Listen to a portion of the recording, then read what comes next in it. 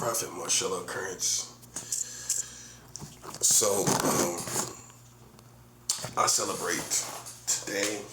The Lord showed me that this is the longest I've been without alcohol in 16 years. In 16 years. This is the longest I've been without smoking the same, because it all was at 1 year. I did all those vices in 1 year. I started back everything in 2009, and so the weed, alcohol, cigarettes, everything. And now it's the end of the year, so it's 16. Safe to say it's 16 years. Whatever month I did those things is in 2009. It's 16 years later. This is the cleanest I've been in 16 years, and this is the longest I've been without homosexuality in almost 10 years. Next year will be 10 years. This is the longest I've been without homosexuality, and the devil didn't know what he was doing. His people didn't know what he was doing. See, because while they was playing these little games, these little psychological games, I was counting down the weeks and the months. God, let me say it this way.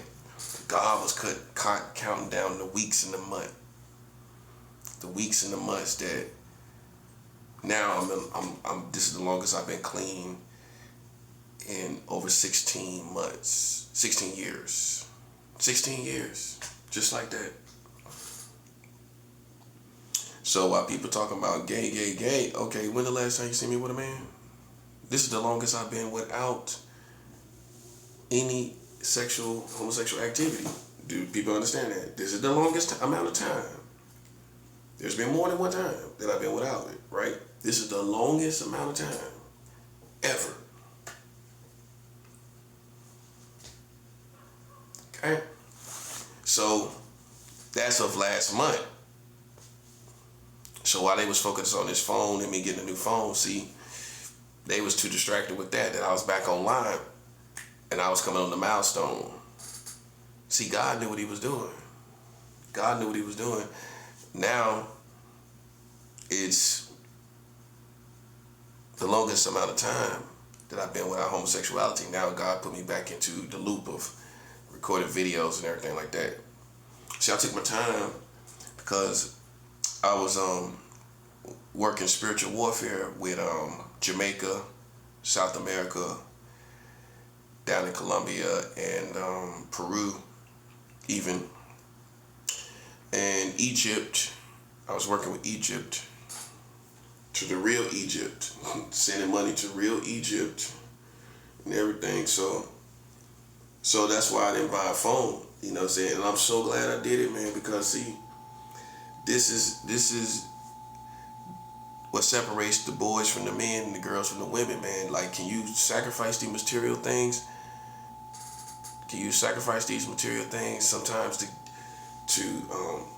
get into this spiritual warfare and get some things done and get you a seed in your hand and put it in the right church, instead of just staying on these phones and you got spiritual warfare everywhere. You know what I'm saying? So I just waited until I felt the time was right to come back on and get a phone and everything like that. I just waited till the time was right, where I felt like the time was right, where I could not wait no more now to handle my business, to do certain things I gotta do. You know what I'm saying? Because I need it for my business now. You know what I'm saying? So to take care of things and to get some things done. But that's the only reason, really. If it wasn't for that, I'd save every dime and be putting it right back into this spiritual warfare. Because see, this is where it's at right now. You know what I'm saying? This is what we're doing. We fasting and we giving offerings. You know what I'm saying? That's what we're doing right now. You know, like today, I say humbly, I'm on a supernatural fast. A supernatural fast is no water and no food. So usually when I'm doing like my method lately, when I can and when I can think about it, because I do 1 day fast, I do 2 day fast, 3, 4, 5, all different kind of combinations. And when I, for whatever reason, when I do a 1 day fast, I'll usually make it count by making it a supernatural fast, which means no food and no water, no liquids. So I've been without, all day I've been without food and water. You know what I'm saying? That's called a supernatural fast. You can go look it up. A total fast is what you're used to, which is the main two that people usually work on expert level of fasting is supernatural fasting and total fast. A total fast is with water. Nothing but water. That's a total fast. Then you got the Daniel fast, and people do those too. And God gave me a spiritual invention of the lifelong fast. Yeah, you gotta start letting God give you supernatural, spiritual inventions, and for spiritual weapons. Just like natural countries make new weapons, we make new weapons too. That's 7 out. We make new weapons too. And God will give you witty inventions in spiritual warfare to do things that other Christians haven't done. That's why you can't be scared to be an individual spiritually. You can't be scared to be an individual and wait for everybody else to do it. Daniel didn't wait for him to do a Daniel fast. There was no such thing, so to speak. It was his path and what he had to do in what he did in his life. So you as a original spiritual soldier, you're gonna have your own story, just like somebody in the Bible, and you're gonna do. And your story is going to be categorized by unique spiritual warfare, unique spiritual attacks that no other Bible character did, no other spiritual person did. That's why you can't follow behind nobody. You can't listen to nobody. You got to listen to God, because God might have you do something unique spiritually that nobody else has done. And if you look at all these characters in the Bible, many of them have done things that nobody has done. And they didn't go reference and look and say, well, okay, is that okay? Am I okay doing that? Is that scripturally sound? That's why you got to go with the Spirit of God. You got to be close to God, man. So God gave me a spiritual invention of a lifelong fast, you know what I'm saying? Fasting certain food items for the rest of my life. And that has been tremendously effective.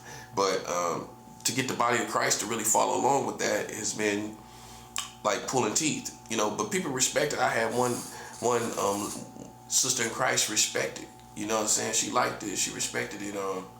But yeah, I've been fasting for, I say humbly, for almost 10 years. 9 years November was 9 years. Okay, and this time next year I'll be 10 years. I've been fasting straight for various different reasons. And then I'm coming into 9 years for the rest of the fast that followed the first fast. So next year gonna be 9 years for the rest of the fastings. Yeah.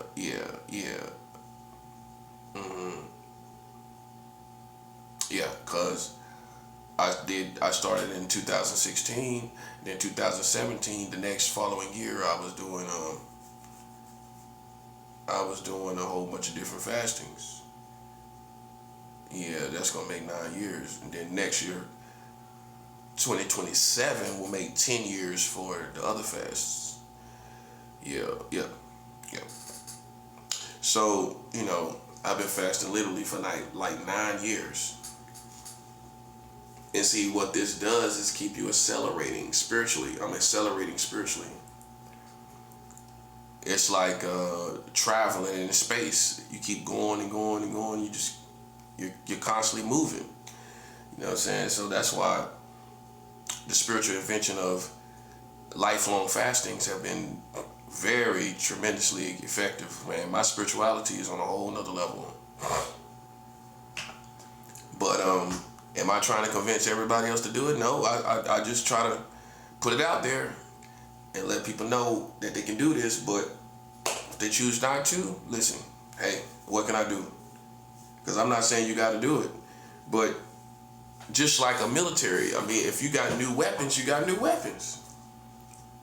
And I'm not being territorial over it. I'm not saying, oh, well, I'm the only one done it and nobody else shouldn't be doing it. It's me. I the one made it up. Nah. I would be glad because, see, my heart is in the right place. I'll be glad for you to get victory. I'll be glad for you to see how these gang stalkers get defeated. You know what I'm saying? You start doing these lifelong fastings, they can't hold on. They can't hold on. But it takes sacrifice. It takes sacrifice for you to do it. You know what I'm saying? You know, it's gonna burn. It's supposed to burn. If it don't burn, it ain't gonna work. Meaning if it don't hurt you, it ain't gonna work. You can't play the system. It gotta hurt. It gotta hurt. Just like working out. If you working out, you trying to get your abs cut, it ain't gonna work if it don't hurt. You can be comfortable, okay, but you ain't getting nowhere. In order to get them abs cut up, it's gonna burn. It's gonna burn. It's literally gonna burn. It's gonna hurt. You know what I'm saying? That's when you sacrifice some foods for the rest of your life. The stuff you grew up on eating all my life. This is the longest I've been without, I say humbly, without eating McDonald's. I haven't eaten a whole McDonald's meal since 2021. 4 years. I haven't eaten a whole McDonald's meal in 4 years. Since 2021. I remember it was a DoorDash order in like August. And that's the last time I actually had a meal. Now, then the next year I had hash browns. Right? And that was it. That was October 2022, so that's 3 years. So literally I haven't eaten from McDonald's in 3 years. That's the longest I've been without McDonald's in my life. But it's all worth it. And my favorite food brand was Papa John's. And I haven't went without Papa John's in about 3 years.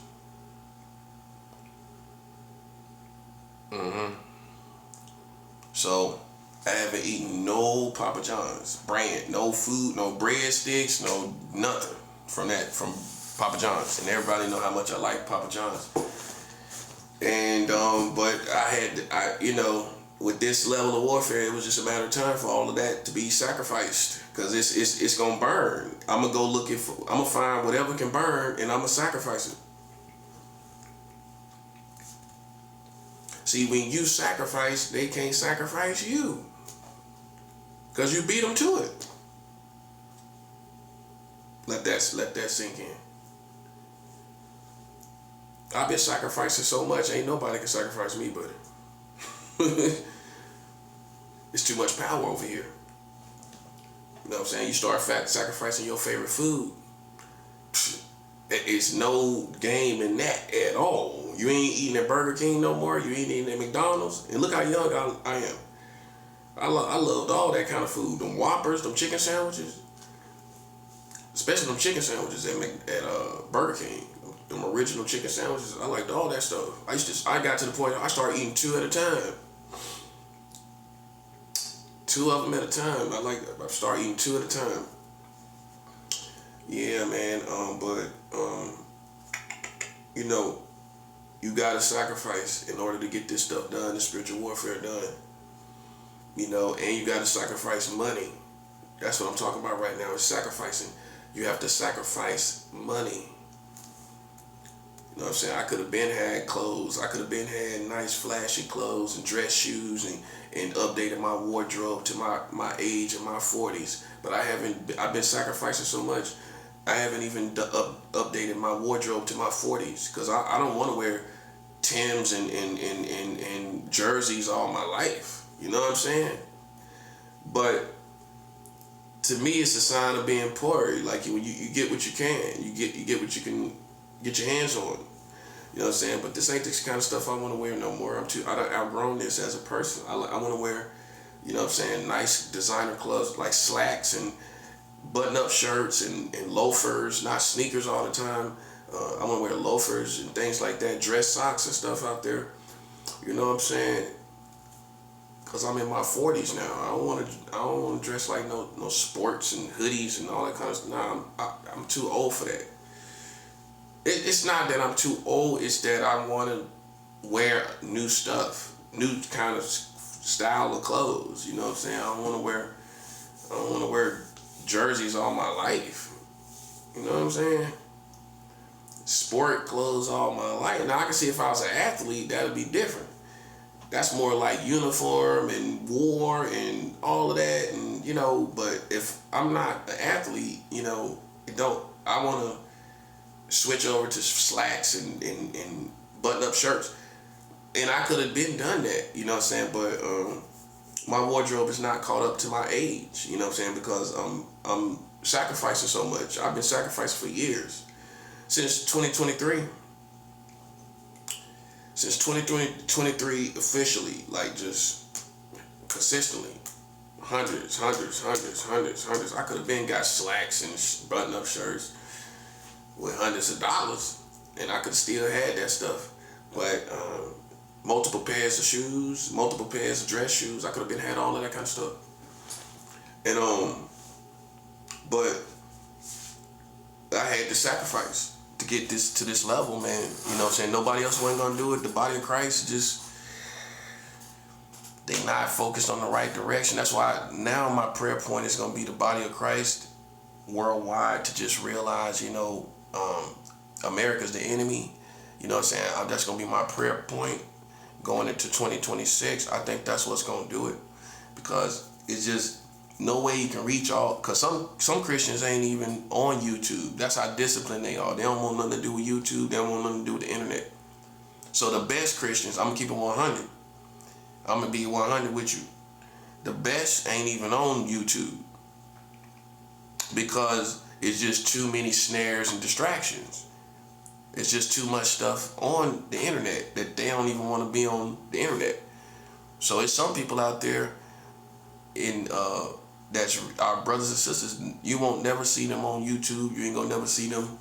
They ain't gonna never see you on YouTube, because they ain't gonna be on none of this social media, including YouTube, and seeing all these images. That's the first thing gonna get a righteous person, is all these images I gotta see just to watch a Christian video. All this other stuff, especially when you ain't got premium YouTube, you gotta sit through all these commercials on the YouTube, which is psychological war if you don't know it. Well, they pick targets and they use these commercials that's on YouTube. They use these commercials to tempt us and to play with our mind. That's why you'll see a bugged out ad while you watching a Christian YouTube video, and it don't make sense, because you would think that they would give you a commercial according to what you like or what you're into, which means we would get a Christian ad, not some random nudity ad or some lustful ad or some weird stuff. And when I caught on to it, they use that as psychological war. That's what they do. They use that as psychological war. You know what I'm saying? And so that's basically how it is. You know what I'm saying? It's like so when you get YouTube and you don't get premium, most Christians ain't gonna pay for it. Because they ain't involved enough to pay for it. And just me, I just learned my way around it to where I just run my card, and you know what I'm saying, because I'm just not gonna be sitting through all them ads and all of that stuff. That's all psychological war, you know what I'm saying? So it's a lot more smoother in spiritual war without them ads, you know what I'm saying? So it's a whole new day for me. I'll never be watching ads again. And see, they smart enough to know when you do get the money, you are gonna buy that premium, because you don't want them ads, you know what I'm saying? If I had money, I would have been bought it. That's facts. I mean, just get it on out the way. You know what I'm saying?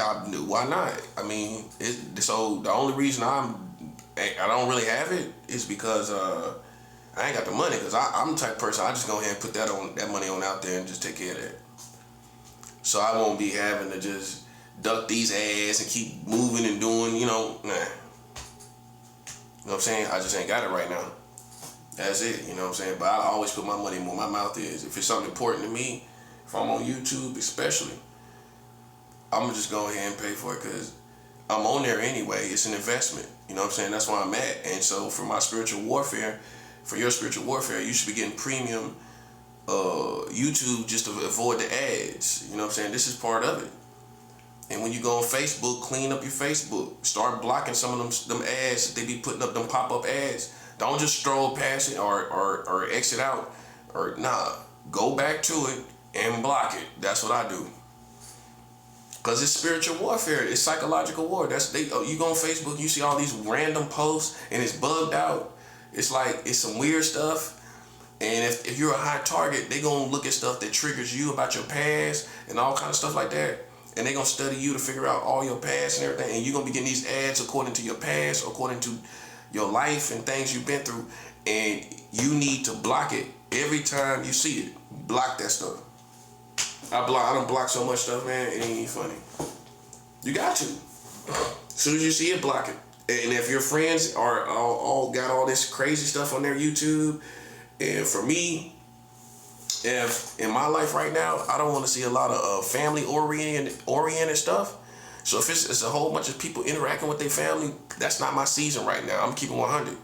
So I don't want to. So I'm gonna probably unfriend them because I'm more in spiritual warfare mode, and I don't want to see all this family oriented stuff that the ops can use. They'll go and use that against you. So it's not even the people. It's who's watching what you interact with, and they can use and scramble that around using it against you. So for me, if I see some family-oriented stuff, I'm sorry, I'm gonna have to unfriend you because that's not my season right now. You know what I'm saying? It's just not. I'm not a family man. I ain't got no kids around me or nothing like that right now, and I don't have any interest in just being entertained by day by day. I don't, and I'm keeping 100 about that. Okay, my season is being around grown, brawny, masculine men and the type of things that consist of what they think about and what they doing. You know what I'm saying? Preferably bachelors and single women that ain't talking about no man, ain't talking about no woman. You know what I'm saying? And we just talking about life. That's my season right now. You know what I'm saying? And that's what you gotta know. Now, if you are family oriented and it's according to spiritual warfare, then you gonna relate more to people that got families and they going through spiritual warfare. You're gonna be able to bounce off of them very easy because they gonna talk about things that's along your lines, what you going through according to your family, spiritual warfare according to people with family. Now, for me, I'm not. That's not my life right now. So see, I'm not telling you to go do the same thing. You gotta discern your lane. You gotta discern your season. You know what I'm saying? Now, when you get a family, a wife, you want men around that's posting about staying in a monogamous relationship and the struggles of that. You know what I'm saying? But I ain't gonna sit up and listen to a guy talking about monogamous relationships. I ain't in no relationship. Think about it. I'm not in any relationship. So why should I be, you know what I mean? This guy's on there talking about monogamous relationships. It's not my season.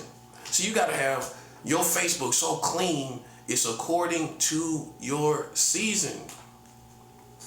If you fasting a lot, why you gonna have a whole bunch of food stuff all on your Facebook? You go in there chicken and pizza and everything, man. Okay, you might need to turn that off for 30 days. I'm talking about discipline, man. Why torture yourself? You got piece of cheese, bread, hamburgers, you on a fast. Now you're starting to man, maybe I should do maybe 4 days. Just because you saw the ad. Instead of having these fasts, people fasting around you, now you're encouraged and empowered. You're feeling good about the fact that you're fasting. Why? Because now you got these fasting pages, people talking about fasting and everything, and you feel encouraged because you know you fasting. You got to know your season with that Facebook stuff. Yeah, every season ain't the same, and seasons change. They definitely change, and you got to go clean up your Facebook and get rid of all them pages where sometimes pages pop up like, did I even add that? Who is this person? I don't remember adding that. I think they be selling our pages and stuff too. Cause sometimes I be I don't remember adding that person at all. I got a good memory. Oh yeah, I remember adding that person or something like that. Man, lately, probably the past 4 or 5 years, it's been these random people. I don't even remember adding at all. I don't remember adding these people. I think they selling our information and made it look like we add them and we ain't even add them. You know what I'm saying? Something like that. Especially me, you know what I'm saying? They gon' plug me to people. And then I'm like, and then you see these people are very ambitious, so you can tell they done bought somebody's information. That it made sense. I mean, this person I don't know, I don't remember adding, then all of a sudden, and then they all ambitious. What that tell you? Okay, somebody gave them your information. Basically, in essence, they gave you as a plug. You know what I'm saying? They treated you like you was a plug and gave your information to them or whatever. Or it looked like you added them and you ain't even added them. I think they do be doing that. Be adding people to your Facebook, you ain't even add. I'm telling you, man, I don't remember adding some of these people. That's real. That's real. I'm like, did I add this person? I don't remember that person at all. But instantly I go unfriend if they seem like they worldly and they ain't focused. You know what I'm saying? Now when it comes to Russia, it's some women that I know ain't Christians. But my connection is to connect to the people of Russia. You know what I'm saying? So I'm not really feeding into who they really are. Does that make sense? It's more for the connection and networking with Russia. You dig it? You understand? But even with that being said, I still have to make sure it's not witchcraft. Something you could tell. Like I can see even when it's Russians, I could tell some females in the witchcraft. You could tell certain things. You could tell signs. I unfriend them, and if they drinking too much or they doing something carnal, I will unfriend some Russians too. So I keep the same principles, but I am less lenient because I'm not really digging into their life as much. I'm not paying total attention to it anyway, and I'm trying to witness to some of the Russians too. You know what I'm saying? We're letting my light shine to them. That part, you know what I'm saying? Letting them see the things that I post of the Lord, and it's working. It's doing. You know, I think I'm having some impact and influence. You know what I'm saying? I just decided to go to other countries. When America turned its back on me, I decided to go with Russia. That was the first choice. And so for me, you know, it's a personal thing with my connection to Russia, because when I had this whole country against me, before everybody figured out who I was, before that happened, I had no one. I had no people. You know what I'm saying? This whole country was acting crazy and bugged out. And Russia was a way of escape back to normal people with normal lives while I was dealing with animals over here. You know what I'm saying? So that's how that connection started. I just started with everyday Russian people. And it gave me a sense of hope and strength. So that's why it's personal to me. You know what I'm saying? That's why my loyalty runs deep, because it was the networking that I was doing that was giving me hope when all this stuff was going on. You feel me? So yeah, that's why it's like a little more personal, my connection. Just like with any other your country that you follow, whatever country you with, it's gonna be a little more personal while you with that country. Just like it's when you get more alliances, it's personal for me. You know what I'm saying? So I can tell you the reasons why I'm connected to Russia. You know what I'm saying? And when being that it's in that context of when America was tripping and against me, you could understand why. You know, I don't even think about America in the sense of a nationality. I think about Russia because it gave me hope. You know what I'm saying? And that's how it usually is. You know what I'm saying? When you find this second country, that country gives you some type of hope. And it could be off the most simple things. You know what I'm saying? Off the most simple things. Just seeing people live their everyday life, being happy and taking pride in their country in Russia. Just smiling, being good, just good-hearted people. And that just gives you hope. So, you know, and you exchange that for loyalty, you know? So I can explain my position. I don't know about the next man. And you can't even be mad at that, being that all that I went through, and you know, and it's nothing really illegal going on between me and Russia anyway. You can't be mad at it. You know what I'm saying? Ain't no grown man gonna sit there and let you play with them. See, that's what they thought I was doing. They still think I'm doing that. They still think I'm just sitting here playing with them, and I'm not. I done moved on. In other words, I done moved on long time ago, and my mind is elsewhere in different countries. You know, I'm always focused on different countries now. I'm thinking about South America right now. You know what I'm saying? Because I got some things I want to do. So that's what I'm thinking about right now. But ultimately, I'm thinking about Russia too, because, you know, I got some churches, Christian churches over there that I want to deal with. A church over there I want to deal with in Russia. I already done found a church. You know, see, what people don't know, because they're stuck on thinking about communism, there's churches in Russia, Christian churches. Christian, not Catholics, non-denominational Christian churches in Russia. So, you know, I found that and everything. And I found churches in Egypt. There's churches in Egypt, you know. But I can get through to Egypt. It's just right now with Russia, with everything that's going on with these wars, it's a lack of transportation as far as planes getting there and everything, getting the mail there. You can do stuff online, but I haven't found anything online that I really can support, you know, as far as ministry, because we using these connections as spiritual warfare against our enemies, because God gonna give us the harvest of spiritual warfare when we give to these different ministries. The harvest is going to be spiritual warfare. So that's why I say work is spiritual warfare, not working witchcraft, working spiritual warfare. That's a term I'm going to be using in the future. Working spiritual warfare, because that's what we're doing with the offering. The offering is for multiple reasons. You can go look in the Bible when the offering was given, it was for different outcomes and reasons. So you can sum up the offering as a harvest for whatever you need. You know what I'm saying? So if you're in spiritual warfare and you know that, and you know you ain't delusional, and these other people don't really realize it, you know what season you in, you know you're going through warfare, you know people playing with your life and playing in your face. So hey, listen, you get down to it. You get into spiritual warfare, the offering becomes a harvest of spiritual warfare against these same people that's playing games. And see, they can't explain it. They can't understand it. They think, you know, we doing something out of touch with reality. They think we doing something crazy. And really the truth is, man, the harvest is always going to be what you need. And if you're going through spiritual warfare, the harvest is going to be God defending you, bringing real spiritual warfare right back at him. And see, I realized that, and I got free from religion. See, the next step of getting free from religion in America is to use the offering as spiritual warfare with all these gang stalkers and all this stuff going on. You got to start using the offering as spiritual warfare. Okay? You got to start using the offering as spiritual warfare. You know, and if you don't do that,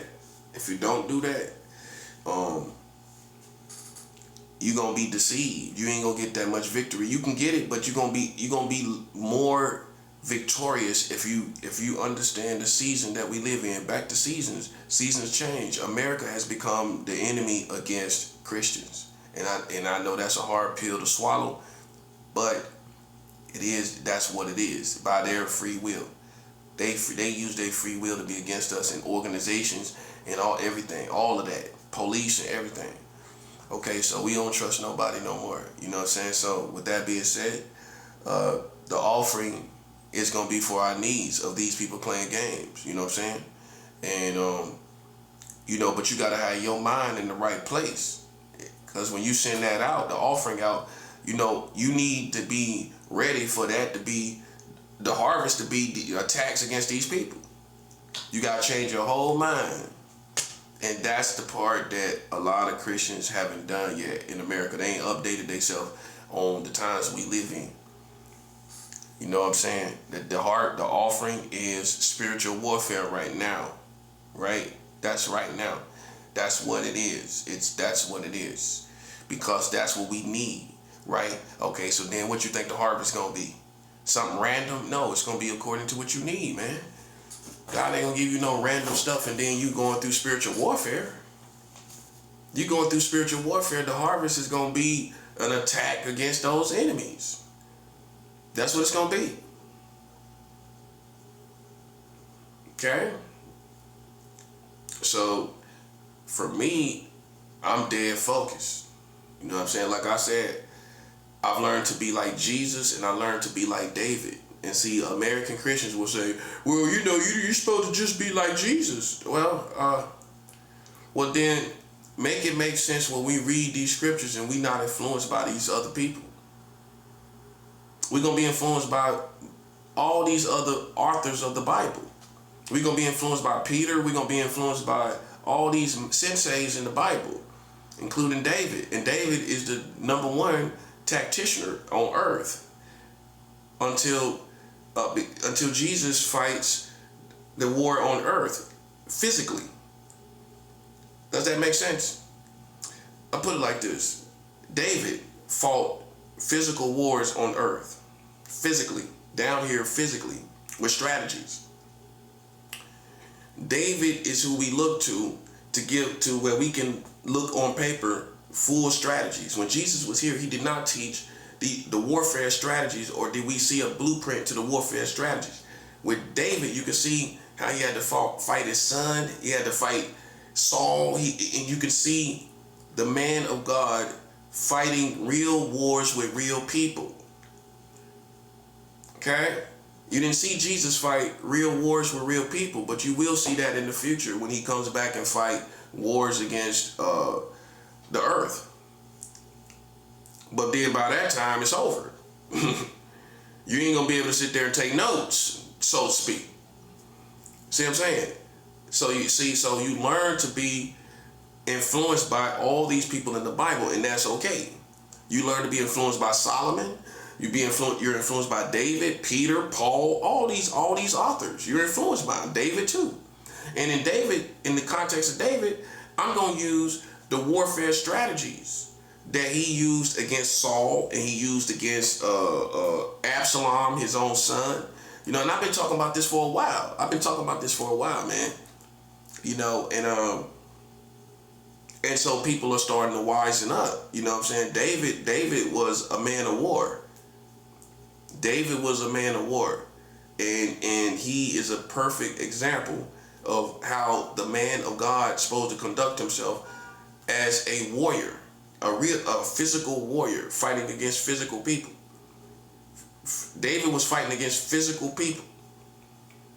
Okay, and it's a lot of ground he covered talking to the Lord as he was doing that, and you can follow his blueprint, his prayers, his words. You know what I'm saying? You can be like Jesus and you can be like David. You can have the heart of Jesus, because you can't have, the heart of Jesus is the foundation. The character of Jesus is the foundation. And then you can put on the uniform of David as the war tactician with the heart of Jesus. That's how I gotta be. When you're dealing with gang stalkers, you can't be walking around just saying, I'm gonna be like Jesus. God gives you wisdom to have his heart and his love and his attributes. But then the Spirit is going to lead you to David, because now you're dealing with real spiritual warfare in the physical with these people, these gang stalkers, witches and warlocks. Now you got to go to David where you get influenced by a man of God that fought real human beings. Okay? That's how it works. You use each man of God or sensei in the Bible for different causes and reasons, with Jesus being the ultimate the foundation, obviously. That's obvious. I don't have to tell you that. What I got to show you is that you also are influenced by other men and women of God in the Bible. You know what I'm saying? That I need to explain to you, because you might just hear other people, but then you just come back to just being only like Jesus. You can be like David too. But Jesus is the foundation. That's common sense. Spiritual common sense. But you can put on the teachings of David, where you could go through the book of Psalms and see David was fighting war. You know what I'm saying? Yeah. You know what I'm saying? Bottom line. And once the seasons changed here in America, and a lot of people that don't want to accept it, the seasons have changed here in America where they became the enemy. War done broke out. Okay, so now we're not in the season of Christianity that I'm very familiar with, like in 2005 when we was watching TVN, praise the Lord, all the preachers coming on there. The real body of Christ used to do that. We used to watch Daystar. I used to do all of that. I used to watch Daystar, TBN, them the main two. Back and forth. That's why I used to be back and forth between TBN and Daystar. You know what I'm saying? So I already know about that. Watching that from in 2005, 2006, 2007. You know what I mean? But times have changed in the body of Christ. Even Paul Crouch is dead. You know what I'm saying? I know this. You know what I'm saying? That's respectfully, but he's not here anymore. So the season of TBN is not even the same. In Daystar, the leader, he died. What's his name? Marcus Lamb. He dead. So if you look at Daystar, Marcus Lamb has passed away. You look at TBN, Paul Crouch has passed away. I don't know if Jan Crouch is still here. I haven't checked lately. I think she must be, because I haven't heard any news. No, I don't like to bury anybody. You know, I just don't know. But I know for sure Paul Crouch is dead, and he passed away, and Marcus Lamb passed away. Okay, so we can't be in the same season. It's just a different time. You gotta accept it and come to terms with it. See, I was one of them Christians back in that time, all back in that time, early 2000, serving the Lord, watching Daystar, watching TBN, eating your little food out the fast, watching Praise the Lord. I know about all that vibe, you know, watching them singers sing their songs, and you know, Karen Wheaton singing her songs and all of that. You know, Judy Jacobs singing her song. I know all about that, man. You know what I'm saying? But times have changed. It's not the same. The seasons have changed. Better to say, it's not. If you don't know, it's not the same season of Christianity from back in those times. And that's a perfect example for Christians in America, is to show you Daystar and TBN. Now you know somebody's really a Christian. I mean, that's just what Christians do here in America. I mean, we gonna watch TBN and Daystar. That's all we gonna watch. We ain't gonna be watching nothing else. That's all we're gonna be watching. That's our entertainment. Whatever's on there, wherever's on TBN and Daystar, that's it. We ain't going nowhere else. We ain't venturing off in nowhere else. And I bet some Christians just got rid of all the other channels and say, I really just want TBN and Daystar anyway. And basic news, that's it. See, I done lived that life, abstaining from the culture. You know what I'm saying? No HBO, no Showtime, no none of that, man. Not trying to see what they doing, nothing. You ain't even think about it.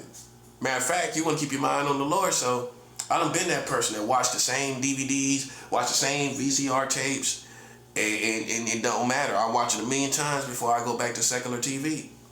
And see, that's real Christianity. You should have, listen, most Christians gonna tell you, yep, I watch the same movies. Watch the same DVDs over and over again, and I just zone out. Sometimes I watch it seriously. Sometimes I just put it on and be reading the scriptures and writing and everything like that. But I just throw me on a little movie and that's it. And I got used to it. I got used to watching the same movies, watching the same DVDs, and watching Daystar and TBN. That's all.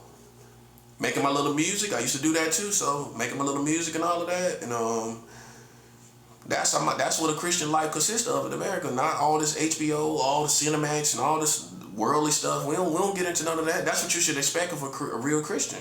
We don't venture all into any of that. We stay relevant. I advise you to stay relevant, to know what your surroundings are. You know what I'm saying? From time to time, just go see who the celebrities are, the music are. You know, go see what that stuff is, and go see what all that is, and come back.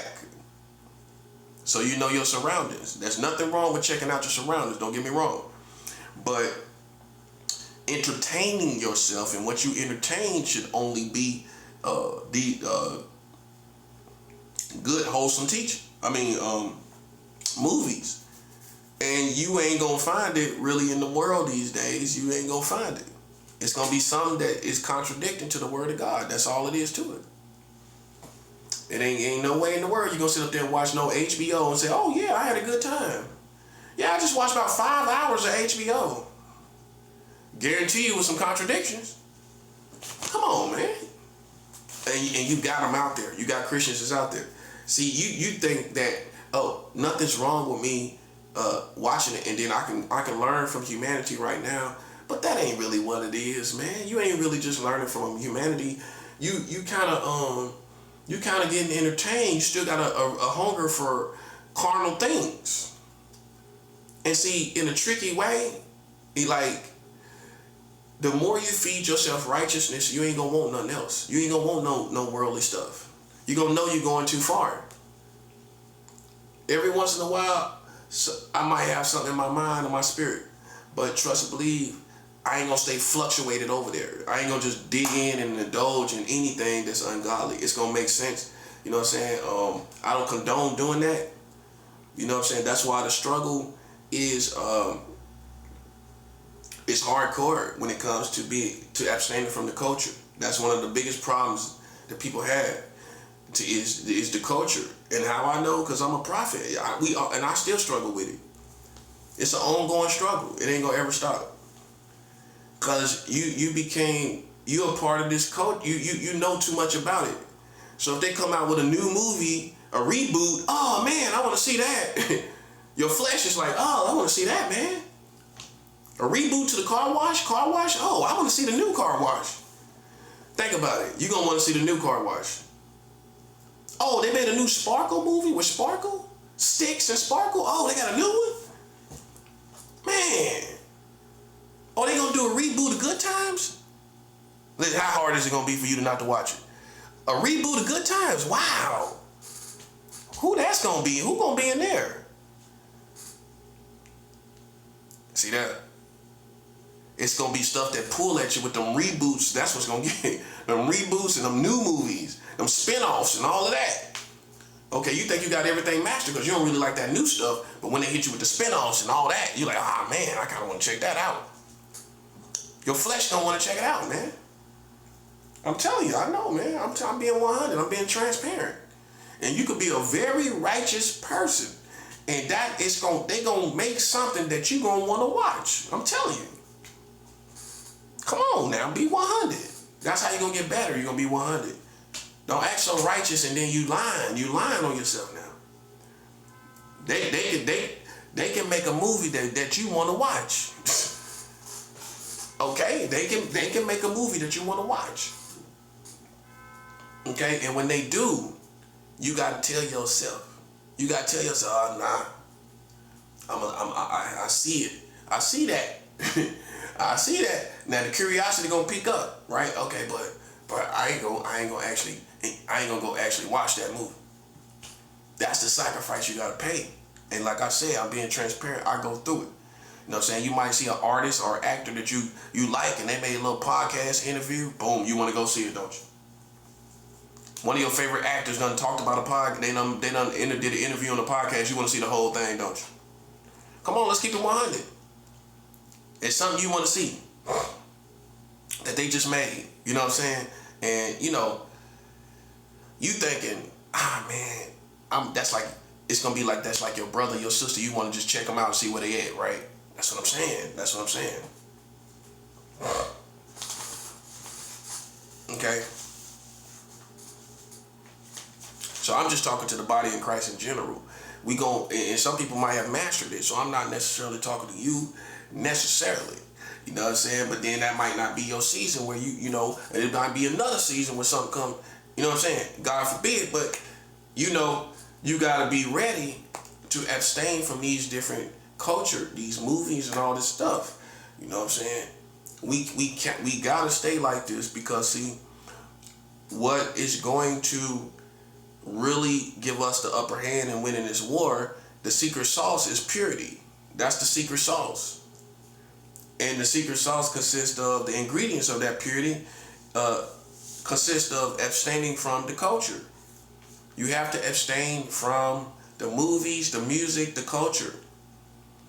You can't indulge in it. If I'm just being real with you. If you make a mistake and you go into it for whatever reason, don't indulge into it. Whatever statement you're trying to make, I'm not condoning it, but whatever statement you're trying to make, why you went and listened to a certain song or a certain movie or whatever you did, or it might have spiritual reasons for you, not your flesh, but whatever it is, you know, because we get off on that sometimes too. Now, whatever it is, just come back, merge on back on into walking in purity, because this is not to be goody two shoes. See, we explain righteousness and purity and abstinence from the culture the wrong way. This is for, because see, politically correct Christians don't care about spiritual power. You do. So I'm not talking like they do. I abstain for spiritual power reasons. You know what I'm saying? You need some authority. You need some power. And the reason why many of those religious people over there don't got it, because they do not abstain from the culture. I know what it's like to be a religious person from the South. You know, you go to church and you watch everything on TV when you come home. You go to church, you come home, and some people drink, smoke, whatever. And church is just part of Southern culture. You know what I'm saying? You're going to acknowledge God and you're going to come home. Just like we go to a funeral. You're going to go to the funeral. Perfect example. You're going to come home, everybody smoking weed. First thing people do in black families, we all the family get together, somebody done died, we smoking weed and drinking. That's what we're going to do. Especially if it was somebody young, everybody getting drunk. That's all day. You know what I'm saying? You know, if it's somebody that's older, we might have a little dinner or whatever. But if it's somebody that's young and it's a tragedy, everybody getting high, everybody drinking. You know what I'm saying? Which means you can't even come to that kind of stuff in the family. You know, because you know your family's still smoking and weed and drinking and everything. Ain't no need for you to come to no little thing, and they gonna understand with time that you ain't thinking you better than them. You know, you gotta explain your position. You know, I ain't doing this to be a goody two shoes. I get spiritual power. You know, saying from under, you know, from abstaining from the culture and the weed and the smoking. You know what I'm saying? That's why I got the upper hand, because I abstain from the culture. I abstain from smoking. I abstain from weed, and I know what it is to get high, and I know what it is to like to get high every day. I used to smoke weed every day at one point in my life. I used to drink and smoke weed every day. Liquor, not beer, liquor. I used to drink liquor every day. I know what it's like to do that. I know what it's like to wake up and smoke weed and drink every single day. And those type of personalities learn to navigate through intoxication. That's what happens. I learned to navigate through intoxication, talk through alcohol and weed, and make all the sense in the world. You know what I'm saying? But because you start to live life through it after a while. You know, the first couple weeks or so, maybe you might be really bent, but you know, after, you know, X amount of time, you begin to speak and talk through the alcohol, through a high tolerance. You get a high tolerance. Now you can smoke blunts and talk about everything, and drink and talk about everything, because you got a high tolerance. Okay? So, you know, you build a higher tolerance for it. Your body get a higher tolerance. Like I said, I celebrate. This is the cleanest I've been in 16 years. You know what I'm saying? Alcohol, I haven't had alcohol in this long. This is the longest I've been without it in 16 years. Just last month. You know, and for me, you know, everybody know I like to drink liquor. You know what I'm saying? I can handle liquor. I can handle my liquor pretty well. You know, but I wanted to give God some time to away from alcohol. I wanted to, you know, I ain't doing it to prove nothing, to act like I'm tough and better than everybody else or better than anybody else. But it's a personal thing for me. You know what I'm saying? I wanted to give God a year clean from alcohol, and that's what I set my mind to do. Now I'm 6 months clean. I'm halfway through it. You know? But so you gotta know, just back to, like I said, just back to knowing your seasons and times. You gotta know your life. You gotta figure your stuff out. For you to be effective spiritually, I'm serious. You can't go by nobody else. You can't go by nobody else. To be the original spiritual warrior that you need to be in your story, in your life, for you can't look at nobody else's life, because your life is your life. That's what makes it so unique. You know, your spiritual journey is your spiritual journey. And that's going to take a different winding road than mine. My winding road is gonna be different from yours. You know, my boulevard is gonna be different from yours. Your boulevard gonna be different from mine. You know, you gotta hold down your boulevard, and I gotta hold down mine. You know what I'm saying? And you gotta know what to do, and what to do, and when to do it, and how to be, and how God got you being. You know, because everybody can't follow my path. You know what I'm saying? Because you just can't. But I gotta get comfortable, and you gotta get comfortable with accepting your path for what it is. You gotta accept your path. You know what I'm saying? And in American Christianity, they teach almost a cookie cutter kind of position, because ain't nobody being unique enough to go on and do their own thing and start fasting and start digging in and seeking God on your own. Now you're getting an original story. Now you're getting an original story where, you know, you're fighting the satanic kingdom in your own story and in your own way. You see what I'm saying? Now you fighting the satanic kingdom in your own way. You know, you gotta know how you gotta move. You can't move like nobody else. That's the one-on-one in the highest levels of spirituality in Christianity. You can't move like the next man. You don't know, your story is your story. God taught you certain things, and you know certain things, and you've been through certain things that only you've been through. You know, and it's all gonna work where it all makes sense. You know, God's gonna use all those things. If you went through the streets, God's gonna maybe having you talk to thugs and gangsters and felons and everything, and then somebody else may have never done a crime in their life, and they worked at a bank all their life.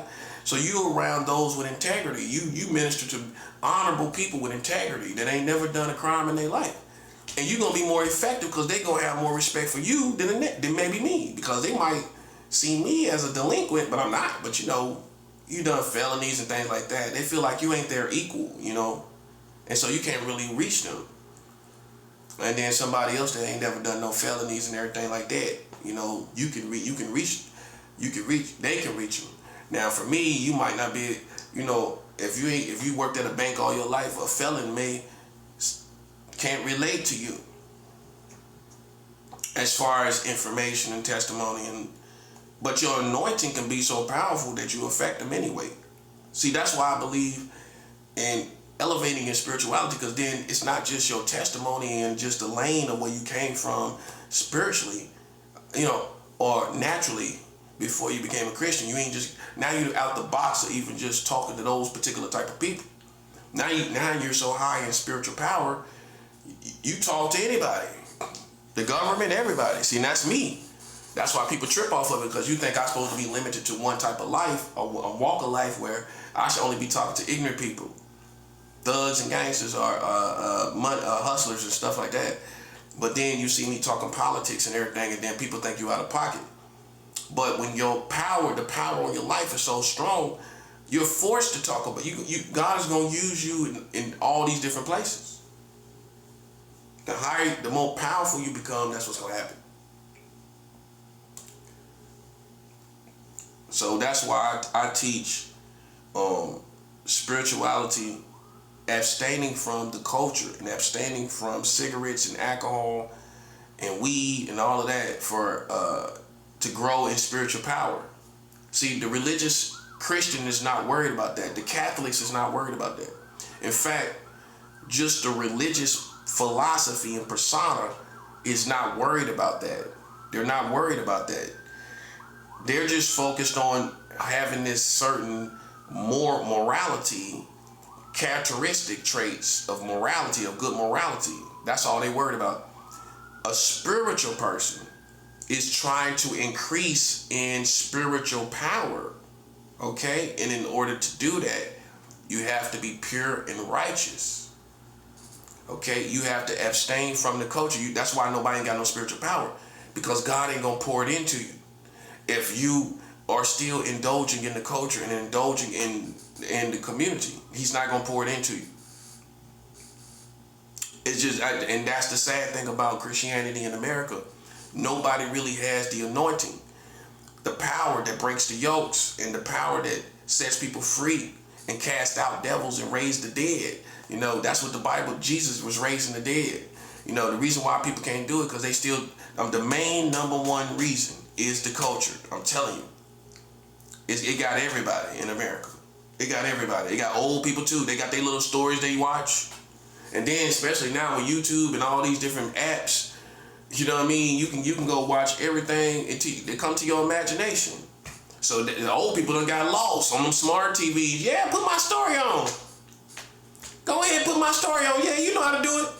Should have brought her little nephew in there. Come on, Brain, come in here, bro. Put my story on. Oh yeah, boy, you done put it on, ain't you? Look, I'm gonna give you $20 for putting that on. Go ahead. No, take this money. Cause I'm gonna need you to do it again. Here's $20. I'm gonna need you to teach me to do it too. Here, $20. Thank you. Yeah. Let me get to my stories. Go ahead. Go on about your business. I don't need you no more. You sound like you want to talk. You got something on your mind? Okay, you done talking? Okay. You got $20, right? Okay, let me get them to my stories. Come on. Come on, let me get into my story. Now they lost. Now old people lost on smart TVs. Listen, man, I'm telling you, man. It's hardcore. Especially now with the apps. The apps got, man, you can watch anything now. All that stuff in the past. They just started revolutioning all the stuff we used to watch. That's how some people they locked in. They can't get free. Because they know the capabilities. I can watch anything that comes to my imagination. You think I'm going to let this go? That's what some people going to say. They'll tell you just like that. Shoot, this is what I do on the weekend. Get drunk and watch these movies. That part. I get drunk and watch these movies. I don't go nowhere. All I do is sit home and watch these movies. Give me some fifth of vodka. And I sit right here. This old people talking. Yeah, I sit right here. I ain't watched these movies in years. They don't come on regular TV no more. That's what the old people gonna say. They don't come on regular TV no more. And we got it right here. Now I got a reason to drink on the weekend. I got a reason to drink now. Well, why I'm gonna sit up old as I am and drink and I ain't got nothing to watch on TV. I sit up and watch all that new stuff and I'm drunk and I ain't even understanding none of this stupid stuff. Now I can watch this old stuff and I can get drunk and get in my vibe. You know, y'all talking about y'all vibe? Now listen, I can get in my vibe and get drunk and watch my stuff. Hey, this how the real families, black families talk. Yes, sir. Sure, I ain't had no reason to drink until y'all got this smart TVs came back out with all them new apps and movies. Oh, I can get in my vibe. I can start watching stuff I used to watch when I was a young lady. Now I can watch all that stuff again. Get on out of here now. I got my fifth. Get my fifth out the way. Get my fifth out the freezer. Cause you know liquor don't freeze. Get my fifth out the freezer and bring me a cup. You know, hey, the old people gonna move. Hey, they gonna utilize everybody in the house, ain't it? Get my fifth out there. It's in a brown bag in there. It's right in the back there. Bring my chaser. Bring me some orange juice too. Bring me that orange juice. I got that Sunny D in there. Sunny D do good. Bring me that Sunny D. I use that as a chaser. Bring that Sunny D on in here. Yeah, that Sunny D will do good. Yeah, it ain't no real orange juice, but it'll work. Give me that Sunny D and give me my fifth in there. Huh? Bring me my cup in here. Yeah. I'm gonna put them turkey legs on when I get a little tipsy. I'm gonna put them turkey legs on when I get a little tipsy. Yeah, no, but I'm gonna get a couple drinks first and watch me a couple episodes. Now I'm throwing them turkey legs on when I get a little tipsy. Yeah. See, that's real families. That's real American families. That's what they gonna do. And you can't even get them to, you can't reason with an old person. Cause they gonna feel like, you know what an old person gonna do, especially they get a little tipsy. Come on, sit down here. Come on, sit down here, prophet. Now let me tell you something now. Now you tell me I gotta stop watching this stuff. Now she got some drinks in her around. Let me tell you something. I got my heart, let me tell you something, my heart is in the right place, right? Now mind you now, I'm an old woman now. I know what I do, and I got my own limitation and my own boundaries. You know what I'm saying? I'm not gonna cross those boundaries from watching a TV show now. You know what I'm saying? So back into reality, I'm not gonna do nothing but sit here.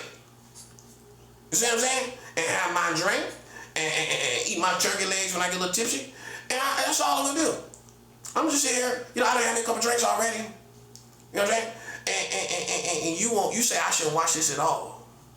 Come on now, what am I supposed to do? I'm old too, I can't go nowhere. What I'm gonna do? This is all I got. I got this smart TV. My little nephew done set up this big old TV. Bless his heart, he done set up this new TV, and I could just go through this smart TV and everything and get all these shows. And you tell me I don't supposed to watch this. Now see, you know what I'm gonna say. You know what I'm gonna say, right? I think you're a little brainwashed. That's what I think. No, listen, don't take offense to it now. You know, we all a little brainwashed in our own little way. You know, you just brainwashed in the religious way, where you don't do stuff for yourself. You know what I'm saying? You deprive yourself of stuff. You see, you don't gotta do that. It don't take all of that now. See, old school gonna say that, ain't it? It don't take all of that. No, it don't take all. You don't need to do. You tell me you gotta stop watching all this stuff. No. You don't gotta stop watching all that. I'm telling you, trust me, baby. Let me hold my hand. Hold my hand. You see what I'm saying? These hands done been a long way, a long journey. Remember, she tipsy. These hands done went a long journey. Out here working with these Americans and working with these white folks, quite frankly. And my life done went a long way. Now, I ain't telling you nothing wrong. You see, as long as you got your heart in the right place, that I'm telling you, that's gonna take you everywhere you want to go. And then it seemed like she said everything right. Ain't nothing you can say, can you? As long as your heart is in the right place, I'm telling you, you can get everything you need. Everything gonna work out for you. That's her way of being defensive. She gonna talk to you. Yeah, it's everything you need, everything. She really getting rid of you. That's what she's doing. Everything, I'm telling you, everything you need. Okay? And the Lord will work everything out. I'm telling you, the Lord will work everything out. And you don't got to do all that stuff that you're doing. See, what you need to learn from is the old school, when we just sit back and wait on the Lord. That's what we did. The old school Christian, we sit back and wait on the Lord. That's what we do. We get our drinks. Yes, yeah, we get our drinks. And we sit here and watch this movie, these shows. And listen, you gonna wait on the Lord. I'm gonna show you how to wait on the Lord. See, me and you gotta talk. And see, we get in this word later on. Tonight I'm drinking. But later on, we gonna get in this word. You see what I'm saying? And I'm gonna show you how to do this. I'm gonna show you how to do this here. Like our young people say, let me show you how to do that there. Look, I'm gonna show you how to do that there. Look, I'm gonna show you how to do that there. I am going, listen, I'm serious. I'm gonna show you how to do this. You gonna learn to wait on God. You see what I'm saying? God is in control. He gonna do everything. And see, I'm telling you right now, all that fasting you're doing, listen, all you doing, listen, baby, you gonna get sick doing all that fasting. You gonna get sick. You gonna get sick in there. You gonna get sick in that hot room over there fast. Look at you. You gonna get sick. Look, you gonna get sick hurt doing all that fasting like that. You gonna have a medical problem. You gonna have a medical problem doing all that. I'm telling you that's what's gonna happen to you. I'm telling you what's gonna happen. You're gonna have a medical problem. You can't be doing all that. Listen, you can't go 2 days without eating food. This is why we ain't getting nowhere. Old school gonna say, oh, you can't, man, come on. Listen, we know what people be talking about in church, and they be talking about they be going on fast, but we don't halfway believe that. We don't believe that. We don't cause a man can't go no 2 days without eating. How he gonna eat? How he gonna go 2 days without eating? With nothing now, I'm talking about nothing. How he gonna go 2 days without eating? You tell me that, preacher. You come on, preacher. Tell me how you gonna go 2 days without eating. We can't go a human being can't go no 2 days without eating no food. Huh? No. See, that's what old school gonna take. Nah, see, I'm gonna tell you how we did it. We listen, we ain't do all no fasting and all of that. All we did was put our petitions to the Lord. You understand? We made our supplications to the Lord. We prayed, and look, we leave it right there.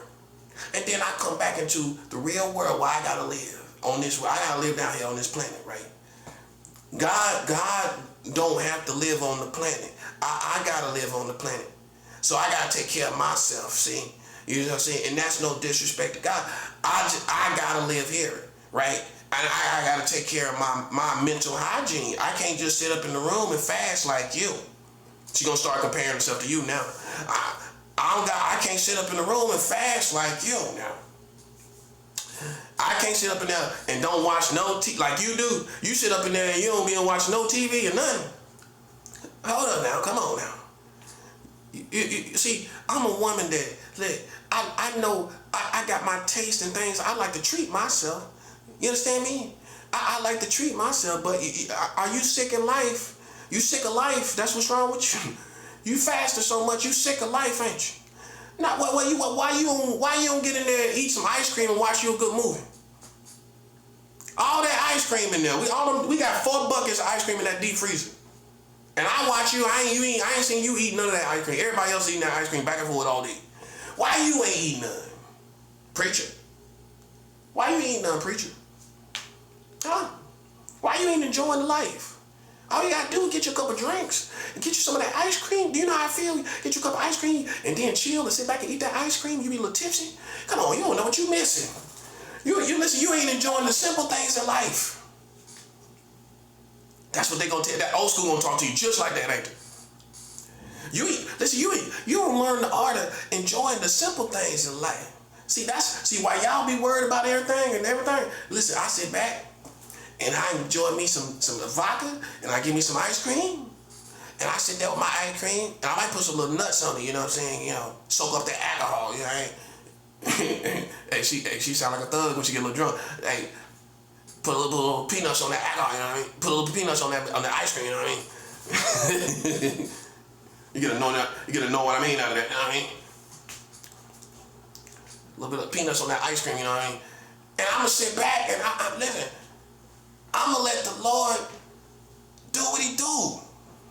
She done turned into a thug a little bit. She done got drunk, ain't she? I'm gonna let the Lord do what He do. You ain't gotta do. Listen, I'm telling you, you ain't gotta do all that. You listen. You putting a burden on yourself. You putting a burden on yourself that you don't deserve. You don't deserve to do that. You shouldn't be going through that. You're already going through enough. Look at you. You ain't got no family in New York. You should be out there in New York walking around somewhere. Catch you a train and go sit in a park and just go down there and watch the community. Watch the community. And that's how the whole old school gonna tell you. They're gonna mobilize you. You need to go out there. And look, the old school is the reason why we don't know higher levels of spirituality. Because at some point, they was taught, you ain't got to do all of that. Tell me the black families don't say that. That's how you know I'm black. I can give you the word for word sound bites that black families say. Black family gonna tell you when you start fasting, oh no, baby, it don't take all that. It don't take all that.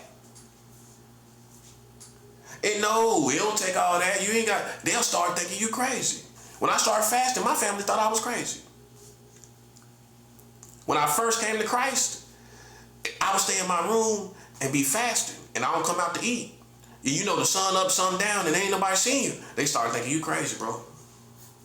They ain't seen you all day. And you ain't coming to nothing but getting some water, and that's it. And you wearing the same clothes. Because you fasting. You wearing the same clothes. Listen. My family started thinking I was crazy. You got to take it. It might break your heart a little bit. They think you crazy, don't they? Okay. But then, guess what happens? No, because I'm talking about black families that's in the phone, like I said, that's baptized in the phone. And I'm not saying that in a blasphemous way, you know what I mean? They submerged in the phone, buddy. You ain't gonna get mama to agree with that. All that fasting, all that, nah, ain't watching no movies. Nah, y'all, you know you gonna lose your mind. That's what black folks gonna say. No, baby, you gonna get yourself sick. I'm telling you, you gotta watch some movies. You gotta get your mind. You gotta walk outside. You gotta do stuff. You gonna be sick. I'm telling you, you gonna be walking around here sick. Now I'm telling you, you don't take all that. You go to church. You get the good word in. You know what I'm saying? And you know, you spend some time in prayer. That's all. That's what you got. That's the basics right there. See, that's how old school gonna tell you. But that's why we never had no heightened spirituality. You ain't seen nobody like the prophet. You know why? Because your family and my family told us it don't take all that. We sat back and waited for old school for God to do things. We didn't become proactive about it, where we could get things done in the spiritual world by fasting and seeking God and giving offerings. You start giving offerings, same thing, old school. Hey, your mama them gonna say, oh no, baby, listen, baby. Giving money to a church, you can help the church now. Don't get me wrong. You can help the man of God, that preacher, because he be feeding us and everything. You can help contribute now. But the sowing seed and all of that for the harvest, I see them people on TV. Talking about you can get a harvest. Now why we ain't been talking about that? That's what we gonna talk. Now why they ain't been talking about no harvest? I ain't never heard no preacher talking about some harvest, sowing seed and then a harvest. Why they ain't been talking about it? See what I'm talking about? See what I'm saying? And you gonna give that money. I'm telling you, gonna give that money to that church, and I'm gonna tell you, look, me and you gonna get the same blessings. You ain't gonna get no different blessing than me. You listen, I ain't give no money. I'm gonna get a blessing. I'll tell you the problem. I watch you. Watch what I say now, cause I live long enough to know what I'm talking about. Listen. I'm gonna get a blessing, and you gonna get money. We gonna see. I ain't challenging you, and you ain't challenging me. But I'm gonna get the same caliber of blessings that you gonna get. I'm telling you. I ain't gonna get no bubble gum. No, I ain't talking about no bubble gum. No, I ain't no extra bubble gum. No, I'm gonna get a real blessing. I ain't gonna give no offerings to get it. I ain't gonna get no money to give it. You ain't gotta buy no blessing. You ain't no. That's not how we was taught. That's not how we was taught. You ain't gotta, come on now, think about that. You ain't gotta get no money to no church to get something going for God to do something. But see, another one bites the dust. A young Christian get around their grandmama and mama them and get schooled on that level. And that's why they walk around like that. Until you have to say, listen, it's undeniable. It's what you gotta do. It's undeniable. It's all through the Bible. It's all through the Bible where the servant gave the offering. The servant gave the offering all through the Bible. Starting with Cain and Abel. Cain killed Abel because of the offering. That's why he killed him. You go look at the story, he killed him because he gave a better offering than Cain. That's why he killed him, because of an offering, literally. And my thing is this, God never needed the offerings throughout the Bible. Now people talk about tithes, I'm not talking about tithes, I'm talking about offerings. Go look through the whole timeline of the Bible and the real servants of God. We're not talking about no people on the side. We talking about the real servants of God. Now, you either a real servant of God or you're not. Okay, so there's no church room for church, just church people. You are either a servant of God or you're not, right? Okay. Now, if you are a servant of God, go look at all the other servants of God. And they gave offerings to God. See, I got an epiphany of this. A light bulb went off. God never needed the offerings from these people, from the servants. God don't need no offering. So then why would he ask you for it? He don't need it. God wants you to give it to him, but he don't need it. Because he wants you to make him the source of everything you need. And in order for you to do that, for you to really believe it, what is going to happen for a real man to do that? You're going to have to give God some real things, ain't you? Yes, sir, buddy. For a grown man. You can sit up and say, well, I believe God to give me what I need and everything like that. I got, and have this philosophy. You can be dead serious. But it's not going to activate the real spiritual power. Because you need to give what you depended on to God. Yeah, it sounds crazy. But that's the only way you're going to get it. You got to give the offering. What you need to survive, God wants that. Okay, today what's that? Money. You need money to survive. You don't need apples and bacon to survive, don't you? Okay, see, back in the Old Testament, they was given these fruit and meat, right? Because they need that to survive, right? And then God became their source and gave them everything they needed. So God never needed the offering back then. When God needed the offering? Tell me when God needed the offering. He never needed it. God never needs it.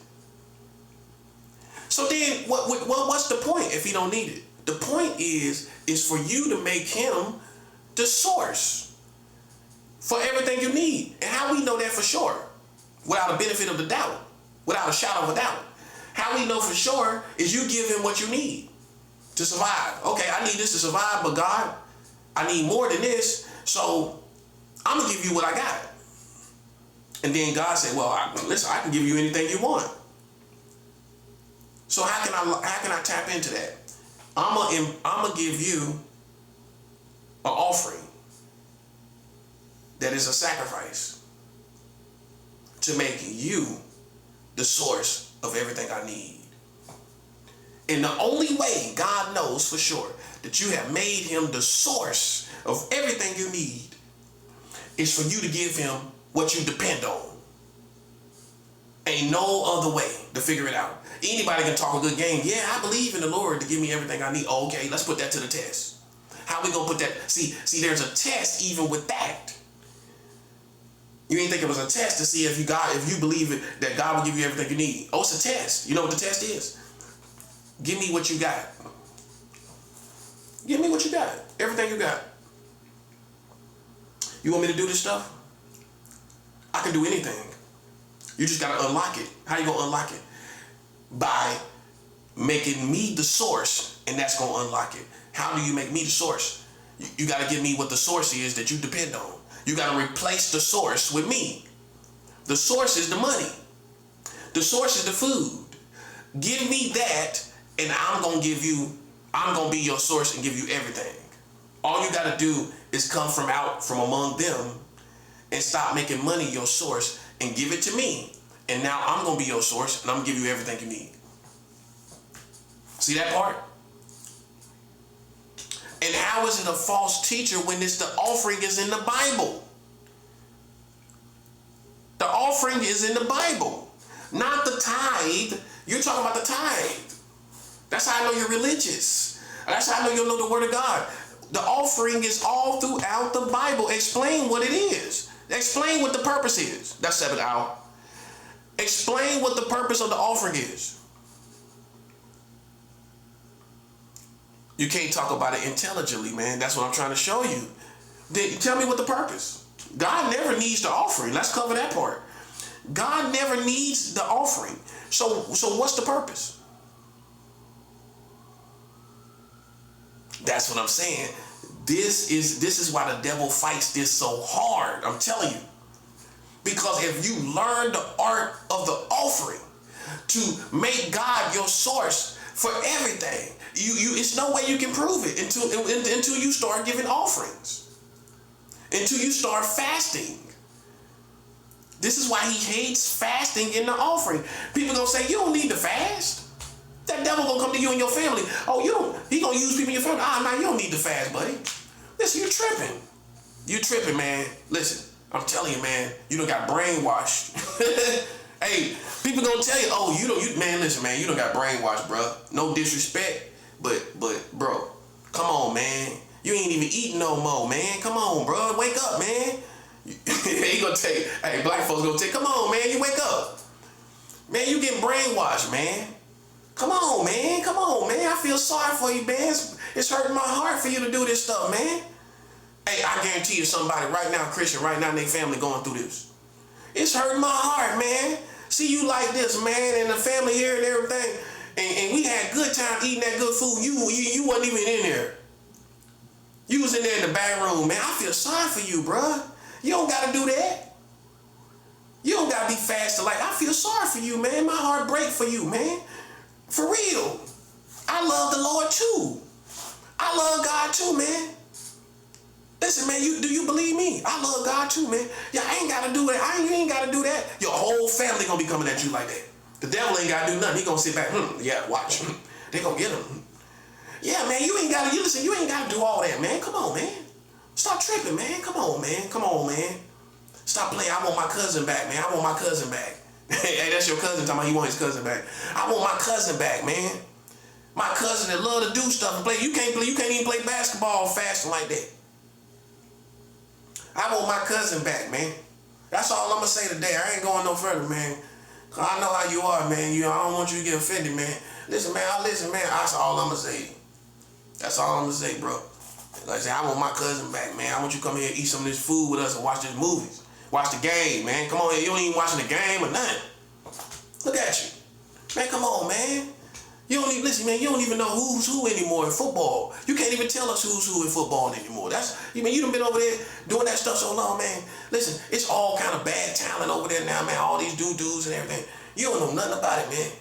We watching the game and everything, and we think about you and everything. Don't be a person that was the life of the party in the family. Oh, it's gonna be worse. Man, we miss you in here, man. You know what I'm saying? All the jokes you used to be telling and everything, man. Remember that one time, man, when that girl came over here, man, we was watching the game and everything. Man, all them times we done had, man, why you gonna do this, man? They gonna send that favorite cool cousin. Why you gonna go be like this, man? Come on, man. Come on, man. Stop playing, bro. You don't gotta do, we all love the Lord, man. You ain't gotta do all that, man. I'm telling you, man, you ain't gotta do it. I'm telling you, it's a better way. It's a better He gonna say, it's a better way. And then all y'all gonna do is sit down and eat chicken and drink. Listen, ain't nothing else going on. Come on, man, come on. Here's some chicken, man, come on. So you give on in. You a young Christian.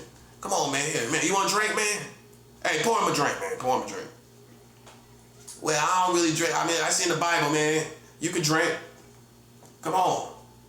You just listen, man. Listen. You gotta be cultured, man. You know, don't be a religious nut and don't know what you're talking about. Cause I know it's in the Bible. You can drink, right? So yeah, man. Here's a beer, man. Come on, man. Come on. Eat some of that chicken, man. Hey, come on, you getting too hard on him, man. Yeah, but man, come on, man. Listen, he wouldn't have got this far if it was me. I'm keeping it 100. He would be still in that room. I know what I'm doing. I'm getting my cousin back. That's what I'm doing. He already tipsy, ain't he? Yeah, I'm getting my cousin back. I might be mixed. I've been drinking liquor and beer today. So don't try me. Don't try me. I've been drinking beer and liquor today. Don't try me. Okay, listen, I'm working with my cousin, man. Come on. It's working. He don't care if the dude's right there. It's working. I'm working with my cousin. Come on, man. He know, listen, I need my cousin back, man. I don't care what you talking about. He brainwashed. He brainwashed. I'm telling you, that's what it is. He done got to listen to them preachers on TV, and he think he got to sow a seed. And us as black people, we ain't never had to sow no seed. Y'all had to sow seeds. Did you have to sow seed? Nah, auntie. I know, listen, auntie, I don't mean no harm. But I'm just asking you a question. You been a woman of God for a long time, ain't you? Okay, did you ever have to sow a seed? No, I'm not disrespecting his Christianity. You understand me? I'm not disrespecting his Christianity, auntie. I'm just asking you, did you have to sow a seed to get what you needed from God in your life? All them testimonies you got, You know what I'm saying? Did you have to do that? You got a car. Look at the stuff you got. You got a car sitting on 25. Look at that. You got a car sitting on 25. All that bass in the car, everything. Look at that. Look what God done. You got bass in there. You listen to all them good gospel songs, all that bass, Kirk Franklin, all that bass in there with Kirk Franklin. All that bass with Kirk Franklin. Hey man, listen, I ain't even never know that song sound that good till I got in your car. Man, I heard all that bass in that song. I had to go get the album, man. I ain't even know that song sound that good till I got in your car. I'm serious. I heard on the little radio, man. You know, the radio don't do it justice, man. Man, I went and got in your car and listened to Kirk Franklin, man. I said, man, that thing hot, bro. I gotta have it. I mean, that thing bumping, bro. All that bass and everything, man. Man, listen, man. Yeah, you ain't listening to gospel music unless you listen with some bass. You ain't, hey, I'm just telling you a little hack, man. A little hack for life. Go listen to all them gospel songs with bass. Go listen to it in the system, man. It's a whole different experience, bro. I get in there and get my praise on. See, that's what I'm saying. I got my own relationship with God. See, I get in there with that bass. You know what I'm saying? That gospel bass. Boy, you don't know nothing about that gospel bass, boy. Let me tell you, that gospel bass. Get that devil off your back with that gospel bass. Listen, man, I'm telling you. You got that gospel bass going on. You need some gospel bass, boy. And guess what? And get some gospel bass like your auntie and sitting on them 25 with that God. You need real blessings. You need practical living, man. You need practical living. That's your problem. I'm telling you, man. You brainwashed. You ain't like us, man. We still getting it, bro. Listen, we still getting it. We Christians and we still getting it, bro. Hey, hold on, y'all going too hard on man. Listen, man, he doing good. Yeah, he doing good. He doing good. Yeah, he doing good. But see, I'm trying to awake that hustle in him. I'm trying to get that car for him. I'm trying to get him to sit on them 20s. He can listen to Jesus sitting on them 20s. You know what I'm saying? Yeah, that part, man. Well, hey, am I wrong? He can get on them 20s, man. He listen to Kirk Franklin, listen to them bass on them gospel. He don't know about gospel bass. That boy never listen to a radio, man. And he listen to a little bebop radio, man. Listen, bebop radio. He got a bebop radio. Go look at that bebop radio. No, I'm serious. Go get that radio out of there, man. That's a bebop radio, bruh. That's a bebop radio. He don't even know what them gospel songs sound like, man. Don't y'all feel sorry for him? He more of a Christian than us, and we jamming on all this gospel music. He don't know nothing about the same songs and gospel bass. He don't know nothing about the gospel bass, do it. That's a shame. That's sad, ain't it? He the one, the Christian. How he don't know? Well, I thought you said you was Christian. Yeah, but you know what I mean. He the one. Listen. He in there fasting. He ain't got no gospel bass in there fasting. You hear that? You see that? You see that? And we got material things. Look, we got material things, and he ain't even got it. See, that's how they gonna look at you. They gonna say, how he a Christian and he ain't got no blessings? No, I know. He done left the room now. He gonna go back in the room now, ain't he? Now they talking, now the family talking. Now how he a Christian, y'all? Hold up. Come on, guys. Come on, listen, man. I'm not being hard on him, man. I hope he ain't taking it to heart, but look. How he a Christian and he ain't got no blessings. And with all the rest. No, hold up. No, I'm not questioning God, but let's think about this. Let's think about this. No, let's think about it. I want to talk about, let's think about it. We got stuff. We got cars. We got the booming systems. We listen to Kirk Franklin with the bass. Listen, I'm in a whole new lane now that I know them gospel songs sound like that, man. With the bass in it and all of that, man, we never knew that. We never knew it. We never knew, man. Listen, I'm in a whole different world. Why he ain't got that? Why he ain't got that? But he giving money now. Come on now. Make that make sense, bro. Make it make sense. He giving money to a church, but we the one with the blessing. Oh, you know, black people gonna say everything blessings, ain't they? They know they ain't even got that money the right way. Oh, we got the blessings, but he don't. Something ain't right about that, bro. No. I ain't trying to make y'all laugh, no. Nah, listen, man. I'm serious. Something's not right. Okay. He's over there fasting his heart out. He's giving offerings, right? What we doing? We not doing that stuff. But then look at our life and look how we got it. Look how we got money and everything. Now you tell me what's wrong with that picture. You tell me what's wrong with it. There ain't nothing wrong with it to you. He deserved to have it, don't you think so? Why ain't got it then? And see, that's how half of us look. That they look at us, people in the family, well, he's such a Christian, why ain't got nothing?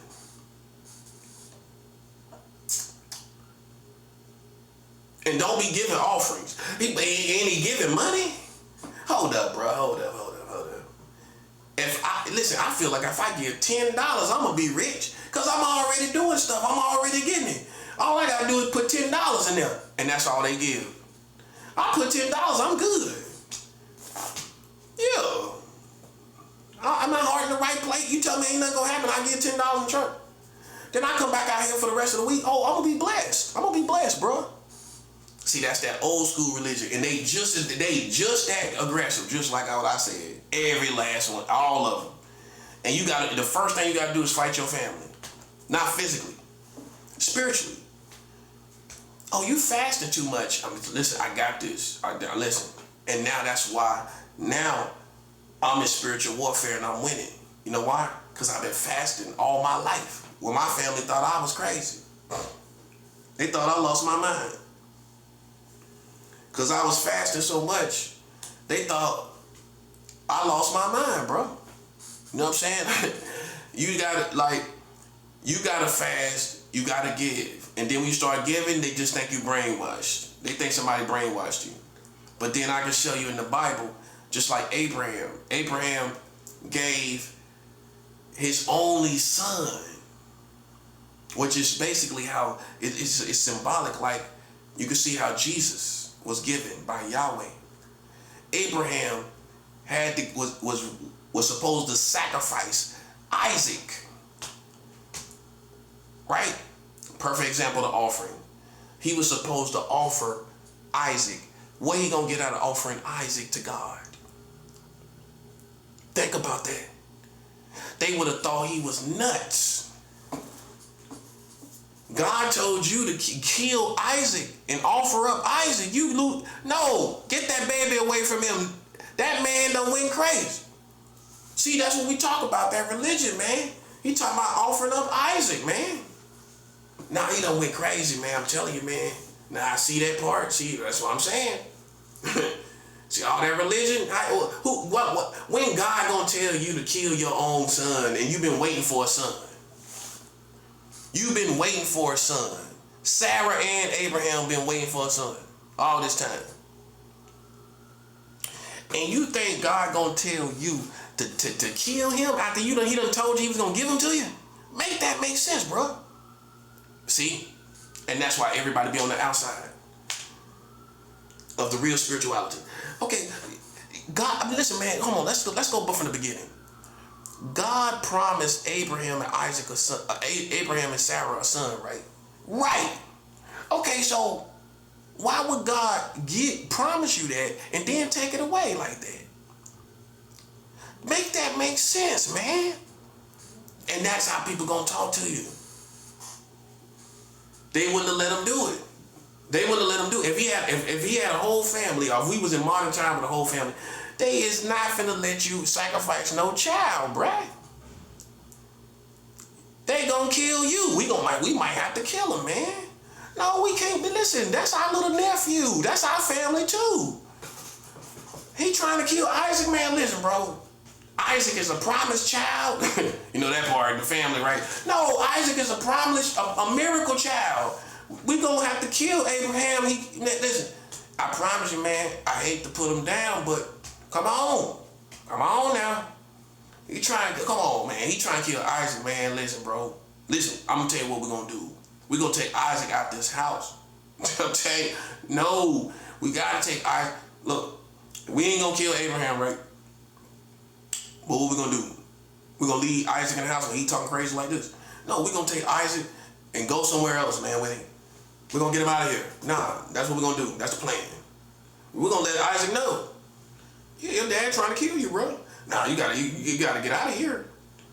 You gotta come with us. Listen, man, you got to. Okay, we're gonna show you the evidence. You see all that stuff back there? He getting that ready to kill you. Wow, that is right, man. He never pushed that right there. Exactly. What you think it means? Put it together. Put two and two together. He's trying to kill you. He talking about God told him to do that. Come on now. That's what I'm talking about. All that religion, all that talk. Now he talking about killing you. Now make that make sense, bro. What kind of religion is that? Where you gotta kill your son, bro? What that's gonna do? What that's gonna do, bro? I mean, come on now. And see, this is the kind of logic of man. This is what I'm trying to show you. That's why I'm one of the best, because I know all how people think. I just showed you. And if you follow behind them and you, for 1 second, for one reason, you're going to lose everything, bro. I'm telling you. You're going to lose everything. You might look pitiful. You might look pathetic to people, and that's okay. This is your walk of faith. It might not be ever for you to get money. You might not supposed to ever get it. You supposed to be a person that all right. You might be a person that's supposed to stand your ground and walk your walk of faith and show that you can live for God without the material things. That might be what you got to do. You might not be a person that's supposed to have all this stuff. Can you deal with that? Can you accept that? And see, some people can't. So then you come out the will of God. You don't want to be a person that show that I ain't got to have all these things to serve God. And God is going to get the praise out of my life. See, that's why, once again, you got to know what life God got you living. Not trying to live like the next man. God may give the next man 3 Corvettes and you ain't getting one. You don't get none. You got to ride a bike for the rest of your life. That's the plan.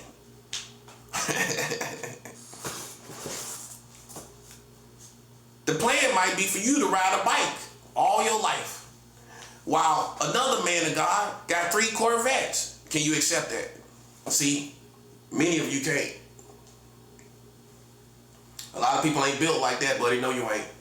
You're going to try to get everything everybody else get. And look, that might not be what God wants you to do. And you might have to find somebody, a world changer, in riding a bike one day. And you got to be riding that bike for 5 years until you meet him.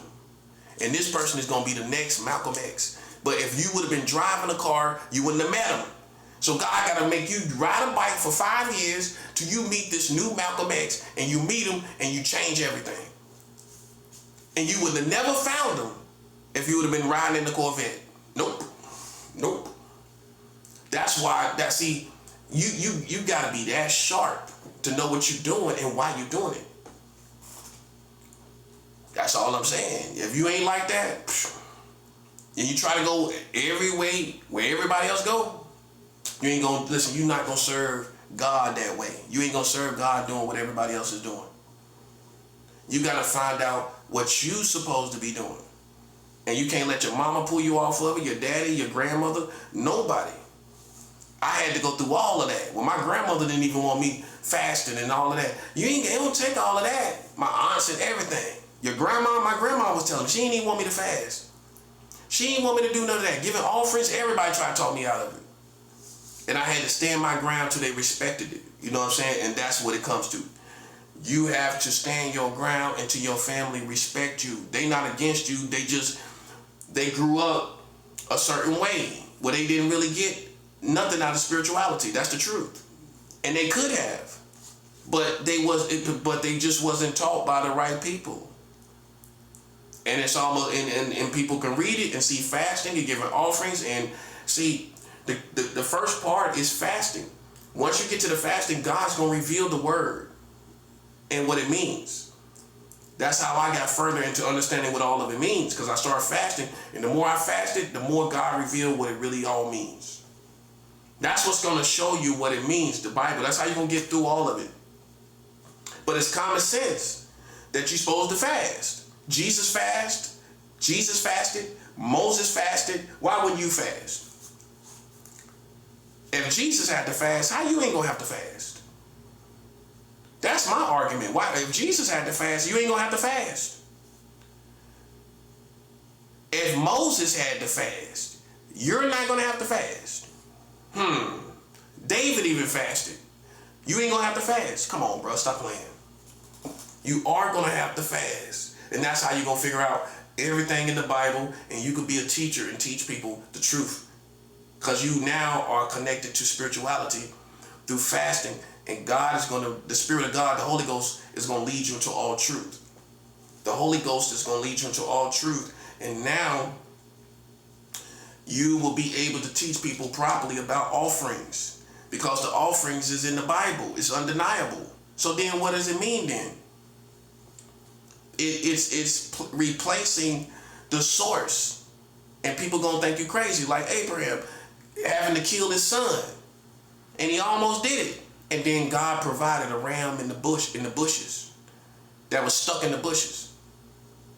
If that's right, but ultimately he found a ram in the bushes and he didn't have to kill his son. But see how close he came to it. And it was a test from God, wasn't it? And that was an offering. That was an offering. The biggest offering, one of the biggest offerings in the Bible, was Abraham offering up Isaac. Because your mind is going to tell you, like, man, come on, is this really from God? Is God really telling me to do this? Am I tripping? Am I hallucinating? Now you're questioning yourself. I don't know about that. What I look like killing my son now? Nah, I don't know. He probably struggled with it. Think about it. But then when he realized it was from God, man, listen, he had a relationship with God. He knew it was from God. Man.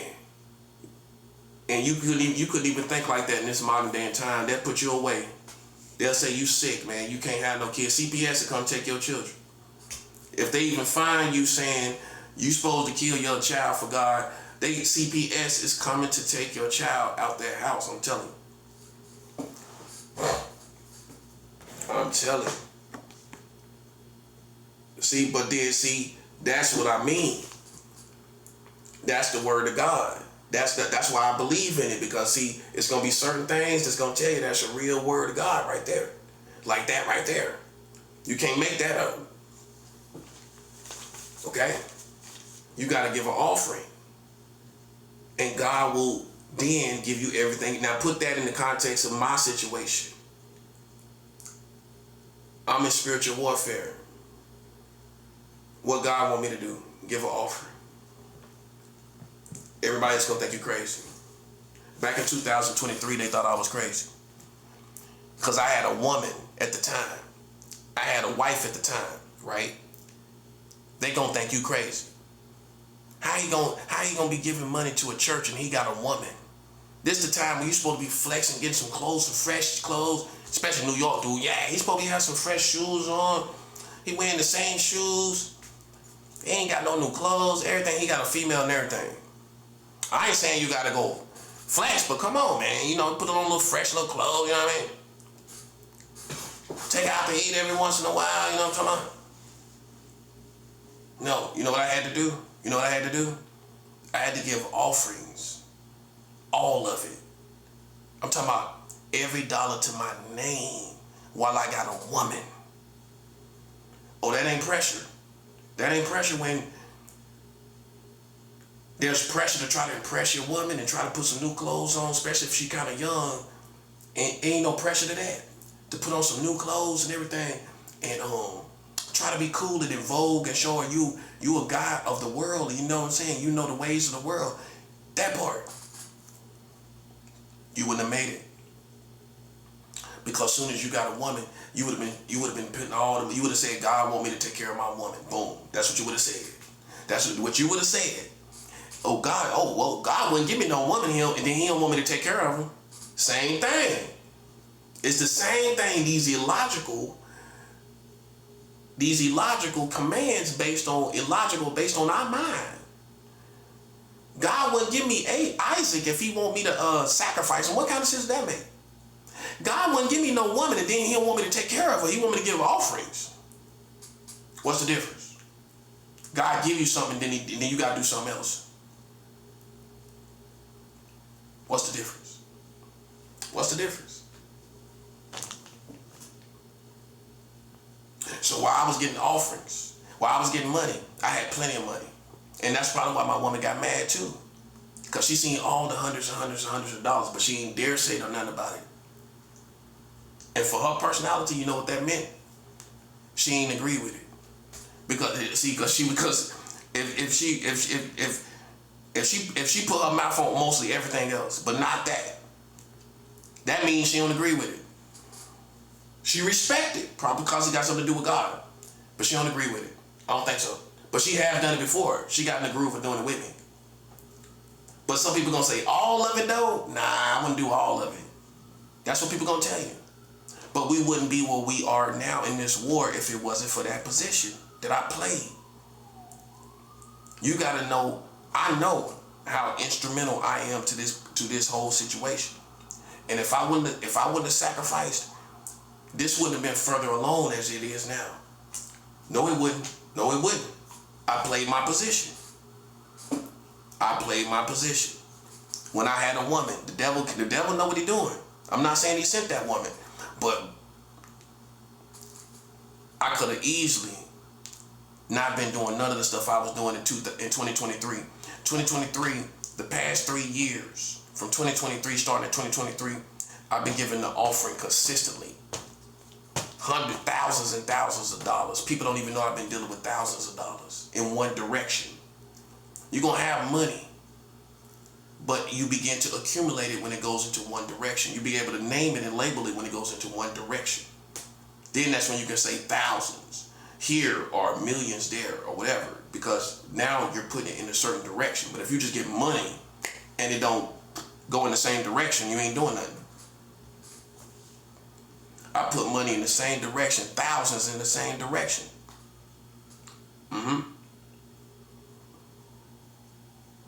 Yep. I paid the price. I put money out there consistently. And I know all the gang stalkers was like, man, that dude is crazy, man. He got a woman and then he got a woman and they ain't putting no money towards. And black folks probably talking too.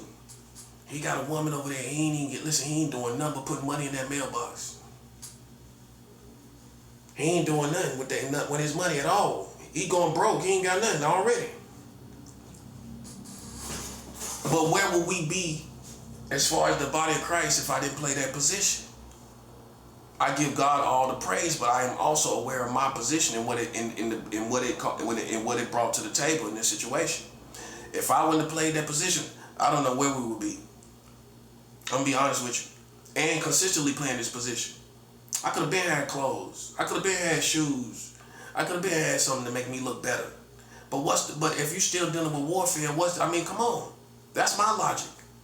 My logic is, this is why I can play a position like Moses, because I can sacrifice. If you can't sacrifice, you can't play a position like Moses. You can't, because you ain't willing to sacrifice nothing. You know what I'm saying? You get on the logic of God. You don't get on the logic of man. You're willing to go this way with God instead of what makes sense to everybody. Somebody got to play this position. Everybody living it up, chilling and everything, eating good. You got to fast. Everybody eating good on the Sunday, laying up now like a fat rat. You know what I'm saying? You got to fast. While people say, oh, you just came off a 10-day fast. Why you got to fast? You just came off a 10-day fast. You did good. Back to it. It's more work I got to do. It's work I got to do in this area. It's work I got to do in this atmosphere. It's things got to get done. You see what I'm saying? It's a way of life. You know what I'm saying? And it don't stop. It don't stop because you do a nice fat fast. You got to do more. You got to keep, it's a way of life. So if you do a hardcore fast, get ready to do more fasting after that. See, you get used to the pattern by just fasting. Because if you're one of the people that do a big fast and then you fizzle out and you don't do no more fasting, that's not going to work. If that's not your lane is more with fasting consistency. More than these big, huge fastings. So if you can't handle the weight of big fast and consistency, then you should just stick to little fastings and consistency. I can do big fastings and then turn around and do another fast. I could do a 10-day fast and then turn around and do another fast after that. Like I ain't done nothing. See, that's a lane. But it's all about consistency when it comes to fasting. So if you can't carry the weight of doing like a 10-day fast, and then God may want you to fast again after that. Like in the next week or so, if you're not built like that, that's not your lane. You got it, because your lane is more maybe 2 or 3 day fast, and then another fast here, a 1 day fast, a 2 day fast. That's your lane. But it's gonna be figured out at what type of fasting person you are by the consistency, what you do consistently. If you could do heavyweight fasting and then stay consistent, then you are heavyweight. Well, if you do a 10-day fast and you're gonna justify, well, I don't need to fast for about 3 more weeks. Well, I did a 10-day fast. I'm gonna take 3 weeks off. Nope, can't take 3 weeks off. I couldn't dare take 3 weeks off because it's in terms of spiritual warfare. This is all in terms of spiritual warfare. I can't take no 2 weeks off, 3 weeks off. No, it's all about consistency, consistently attacking back, and you got to consistently attack back. You got to look at it in terms of war. You can't wait 2 and 3 weeks before you attack again. So see, this is what happened to everybody this is what happened to people that try to follow Christianity and then they failed because you didn't have the right teachers to teach you to fast. You gotta fast, man. You know what I'm saying? Consistently. If you don't fast consistently, you're not gonna make it. You know what I'm saying? You're not gonna make it. You know, you're gonna go back into the world. You're gonna go back into smoking cigarettes. You're gonna go back into drinking and everything. It's a lot of thugs and gangsters. All them generations started to, go to church every once in a while, and then they thought about serving God. I'm gonna tell you what happened. You didn't have teachers to teach you about fasting. That's what happened. If you would have started fasting, your life would have took off in God. But you just didn't do anything. You just read the Bible. That's it. Then smoke a cigarette after that. Then I know how it is. People just coming home. Everybody got that cousin that came home, became a Christian in prison, right? But then what happened? He just kept reading the Bible, smoking cigarettes. But he doing good. That's how we look at it. You know what I mean? Especially if he already done been locked up. So we look at it like, oh, you doing good though. But then what happened? The devil gonna come in. You know what I'm saying? You gonna go all the way. You might go back out there harder than ever before, because that's what he's trying to do. He gonna put you out there harder than ever before. How you gonna break that cycle? How you gonna break it? How you gonna break the cycle? Because the fasting is what's gonna break that's what's gonna take you on out into the deep real quick. That's what's gonna take you out into the deep. If you just stay clean and all of that, your flesh is just playing the anti game. You're just waiting. I need a cigarette. I need something to drink. But you don't know when you're gonna do it. You're just waiting for the right problem or something. And then frustrations come. That's the first thing gonna hit you. That's what's gonna get you back smoking and drinking is frustrations. Frustrations in the world, all this kind of stuff going on. That's what's gonna get you. And as soon as you get aggravated, I done been there before. How I went back into smoking and I just got free from it from the last time, but how it done took this long for me to get free from the last time was I went back into smoking because the police, I dealt with the police. The police pulled a taser on me and I went to jail, and then when I got out, I went and got me a pack of cigarettes and got me a lighter. But this was some time back, right? But it was that moment of frustration when they pulled the taser on me. Came into the bodega with the taser already pulled. He was aiming it at me. But I'm not saying it was wrong necessarily, but it just threw me off. It threw me off my game. It frustrated me that bad. I had to take all my groceries to the jailhouse and everything. I had just ordered groceries. I had to take all my groceries to the jailhouse and get processed or whatever, and then get out. You know what I'm saying? And when I got out, I was just I felt like it was gang stalking. You know what I'm saying? I felt like it was that. I'm gonna keep it 100. I felt like it was that, the whole thing, the whole reason why it happened. And so based on that, man, I just went and got me a pack of cigarettes and started back smoking. You know what I'm saying? That was the top of 2022. You know what I'm saying? And that's how I started back. You know what I'm saying? Other than that, I was clean. I was clean for smoking and everything. And then when I got arrested, you know what I'm saying? As soon as I got out the jail, the same hours, like it was like 2 hours though. They ain't let me go all the way get processed, but it was still the feeling that was playing, and it seemed like it. You know what I'm saying? And I was ready to give an offering. But instead of doing that, I went and got me a pack of cigarettes and everything. I think I might have gave a difference in offerings. I may have, but it was just that event of the officer pulling the taser on me and everything. I just felt like it was intentional. You know what I'm saying? I'm just keeping it real. Because all the gang stalking, you don't know. You know what I'm saying? With all this stuff going on, you don't know if these people was already in your footsteps and everything, and they was just looking for the least thing, and then somebody actually called them that was a gang stalker, and it could have been that. And I think I thought about that too. It could have been a gang stalker that called them. You know what I'm saying? Everyday person ain't gonna really do that. Yeah, man. But yeah, I think it was basically ultimately gang stalkers. You know what I'm saying? But that's how I got off my square as far as smoking. And then I got back clean. It took me basically 2 years to get back clean. That's what I'm saying. Like, that was from 2020, February 2022. By March 2024, I was clean. That's when I stopped again. So that was 2 years going down the wrong road. You know what I'm saying? So it's like you gotta watch them. Now I'm clean. This is the cleanest I've been from smoking in 16 years. So I'm like, I'm stronger than I was the other time.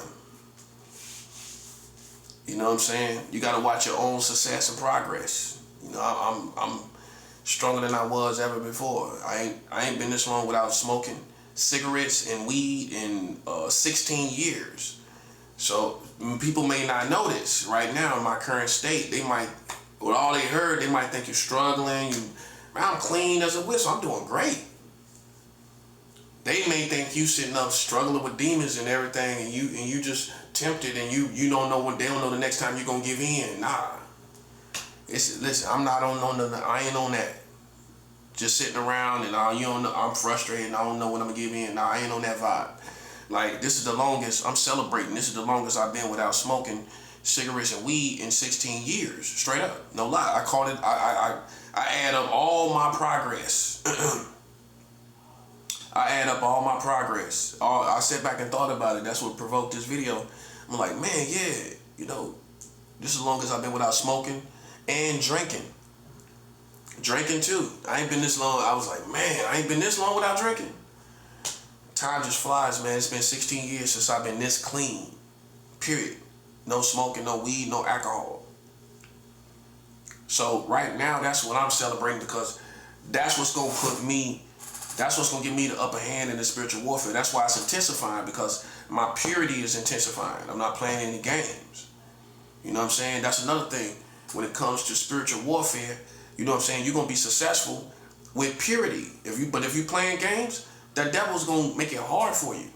God mercy will cover you, but it's gonna be easier if you just go cold turkey and just stop smoking, stop drinking. I just planned it. I knew I was gonna stop smoking. I started handing out cigarettes and everything. I was trying to get rid of cigarettes. I was telling people, yeah, I'm finna stop smoking. See, you gotta be that hard, man. Like, I'm sitting around people partying, I'm like, yeah, I'm gonna quit smoking. You know what I'm saying? This is my last pack. I'm gonna quit smoking. I'm handing out cigarettes. You want cigarettes? Nah, I don't want none. Okay, but I'm finna quit smoking. And sure enough, in the time frame that I said I was gonna quit, I did. And now, this is the longest I've been without smoking. See, I'm built like that. You know what I'm saying? I'm gonna talk about it. I'm gonna be about it. You know what I'm saying? I said I'm gonna quit smoking. Now I ain't smoking no more. And that's a person, I mean, I smoked like a real smoker. That means I smoked after my food, after my meals. I smoked while I went to the bathroom. I smoked after my showers. I smoked before I went to bed. I smoked when I wake up in the morning, just like a real smoker. I drank with my coffee. I smoke cigarettes with my coffee, all of that stuff, man. When I'm watching a movie, I'm smoking. When I'm angry, I'm smoking. When I'm happy, I'm smoking.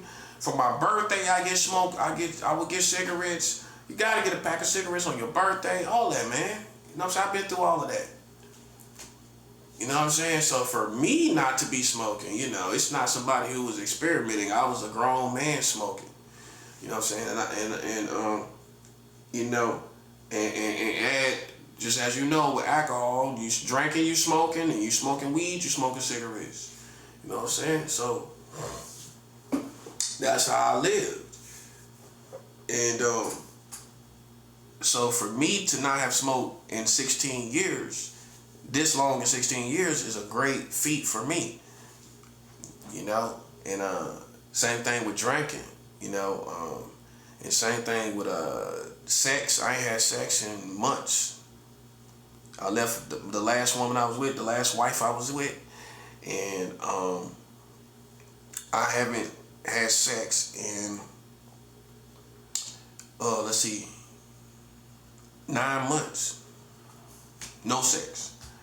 And I can actually say that I have not, like my phone that I got, this phone right here that I'm recording this video on, I ain't watched one video of porn. I can say that. That's hardcore, bro. Cause you know, half the people can't say, okay, I ain't never watched porn with this phone I got. Not one time. Most people can't say that. I haven't watched porn one time with this phone I got. Not one time. I'm not masturbating. I'm practicing semen retention. Semen retention is the next level. All the athletes do it. Where they do not ejaculate, whether it's from masturbation or sex. And when they trying to win a game or a sporting event, and they trying to be the best, they practice semen retention where they don't even ejaculate. That includes no masturbation, because once you ejaculate, then you're not practicing semen retention. So I'm actively practicing that as well. You know what I'm saying? And that takes a man. You know what I'm saying? See, when you start talking about semen retention, you ain't no boy. Only the best is doing that. Because most of these Christians sitting up, many of them, not all of them, some of them are masturbating and they repent and they get back right with God. They jack off, they masturbate, they watch porn, and then they go back to God. And I'm not saying that God ain't gonna be there for them, but they ain't gonna have no spiritual power. You ain't gonna go to the next level. You're gonna be forgiven, but you ain't going to the next level. And that's why many people are not, because the truth is, everybody is submerged in pornography. You know what I'm saying? They getting off. I mean, these days, pornography can offer you any type of visual you want. You know what I'm saying? Whatever kind of woman you want to get off on. You know what I'm saying? Like, it's right there. You know, that's modern day porn. You know, so a lot of Christians, they're masturbating and nobody knows. They're secretly masturbating. So I just took it to the next level, man, and decided to be real, man, and not be masturbating secretly and all of that. You know what I'm saying? And not to be better than nobody, but to get the real power, to get the real spiritual power.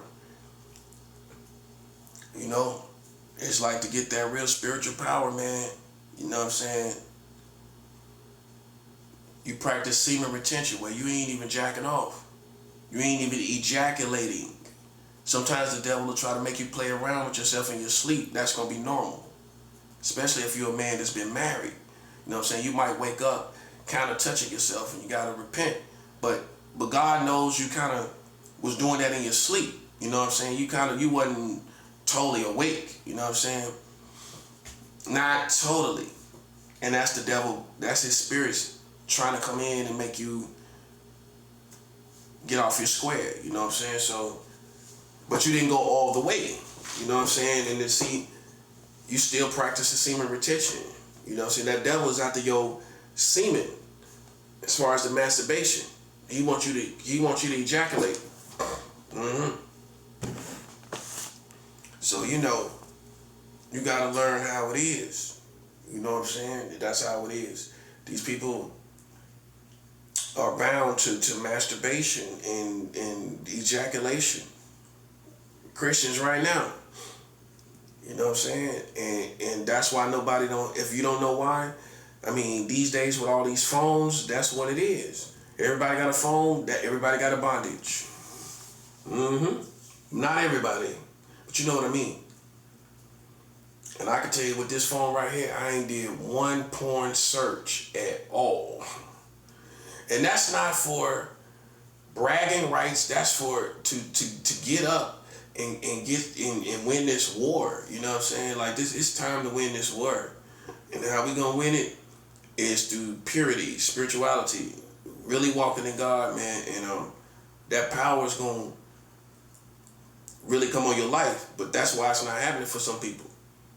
They either, and I'm telling you what the main things is, they either are not doing enough of the right things, which that means they're not fasting, they're not giving offerings. They're that's number one. Number two, they part of the culture, and they haven't let the culture go of America. That's a big one right there for old people and young people. They can't let go of the culture. That's one of the hardest things in America to do. To let go, especially all the movies. The music is less hard than the movies. Because the movies is going to be more of a solid entertainment than the music. Okay, I can kind of let go of the music. But what about the movies? When you settle down and you got a meal and you want to unwind and you want to watch something on TV. See what I'm saying? You can kind of let go of the music because of the culture. I mean, the message of the music. You know, you can let it go. But can you let go of the movies? That's gonna be the hardest thing, man. That's harder than the music to me.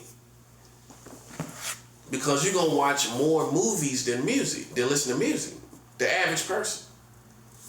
You know what I mean? As far as real entertainment, you know what I'm saying? With the visuals, the storyline, you know, that's gonna be more entertaining. So that's gonna be harder to let go. So that's another reason you don't really see the power of God in the church. Because everybody's bound to the culture, and you can't find too many preachers that's gonna preach on it. You know what I'm saying? Like I'm telling you, man, these things that we rely on and we justify, you know what I'm saying? It's really not of God, and Jesus wouldn't be doing it. Jesus wouldn't be watching those things. And people back in those times lived without the culture. They live without movies. They live without all that stuff. So you can't say, well, you know, God understands. God wants me to treat myself. He understands that I'm human. But the service of God didn't have no movies, no secular movies. They ain't watched none of that stuff. And they were perfectly fine. They didn't watch no movies. They didn't watch all this secular stuff. And they didn't feel deprived. They didn't feel sorry for themselves.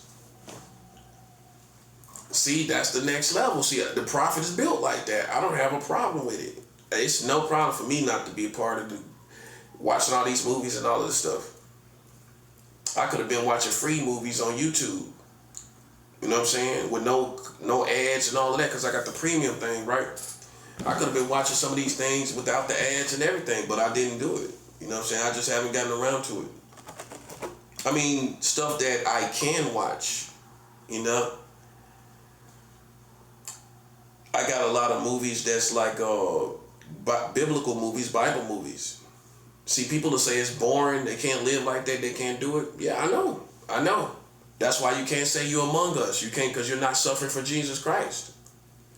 Because Jesus' real servants is not going to make no excuses to watch no movies.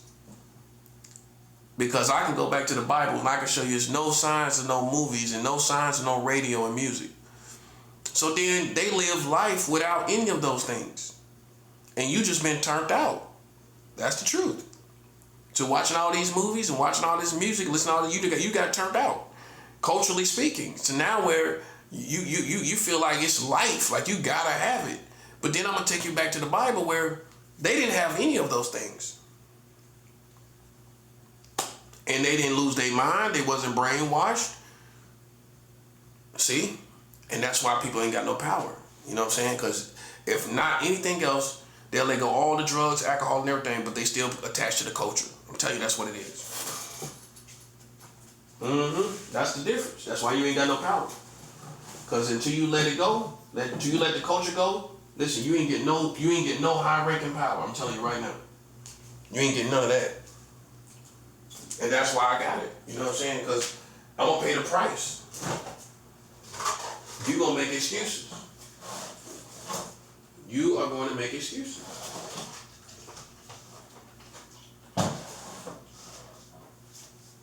You're going to make excuses. Well, God understands what? That, see, you done put God in it. You almost blaspheming. God understands what? See, that's what I'm saying. That's what makes a person like me say, see, you ain't never really knew the way. And this the difference. Everybody think they can get on the lane of the prophet. No, you can't.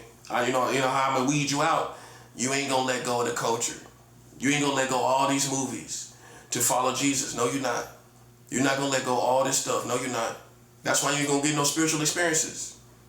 I experienced real spirituality. I see lights, what people call orbs. We call them twinkles. Lights, I see lights all the time. That's how you know I'm spiritual. You can't make that up. You know what I'm saying? Like, you either see those things or you don't. And I'm not the only one. But you know, the true reason I experience real spirituality is because I don't play with it.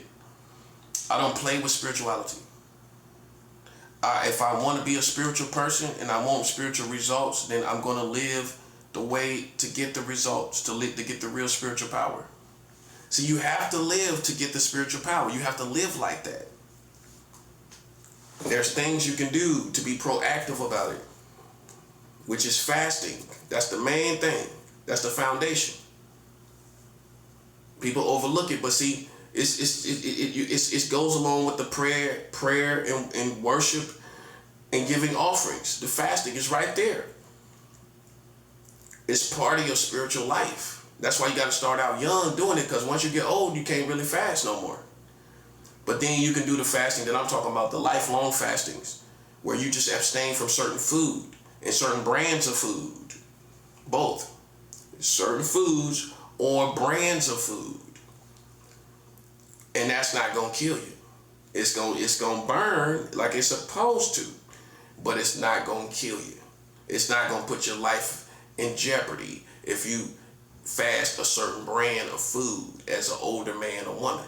See, that's why it's no way around it when you talk to me. Because some people say, well, I can't fast. I'm too old. Okay, no, but you're not too old to abstain from certain brands of food. That's not going to hurt you. That's not going to kill you. That's not going to put your life in danger. You can fast some of these snacks and cakes. You know what I'm saying? And that's not going to kill you. So see, I found a way around that to where, okay, you can eat all the food you want, but the devil don't know what you're doing. What is this person doing? I mean, they see all the power. They don't know where it's coming from. The devil don't know what to do. Because I'm fasting, but I'm not fasting from all things. I'm fasting certain brands of food for the rest of my life. And that's going to generate power. The more days go by, the more powerful that fast is going to become. Okay? And I can testify to that. I've watched the spirituality behind this. The more days go by, the more powerful the fast becomes. Yep.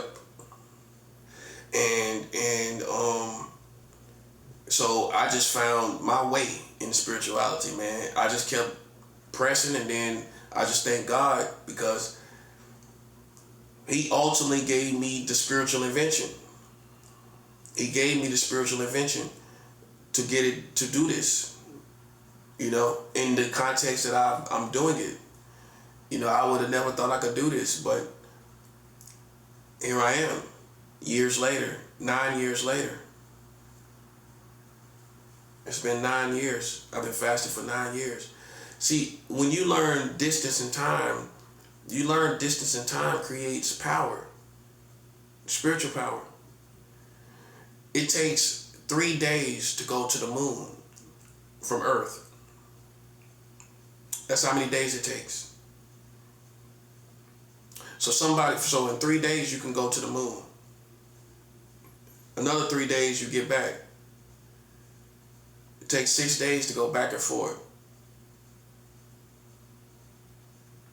So if you fast for like 8 days, you could go to the moon for 3 days, chill on the moon for 2 days, and come back in 3 days. 8 days, a person that chilled, went to the moon, chilled on the moon for 2 days, and came back to Earth in 8 days. So you telling me with that time and distance, you can't do nothing spiritually in that time and distance? If you can go to the moon in 3 days, you can't do nothing in the spiritual world in 3 days.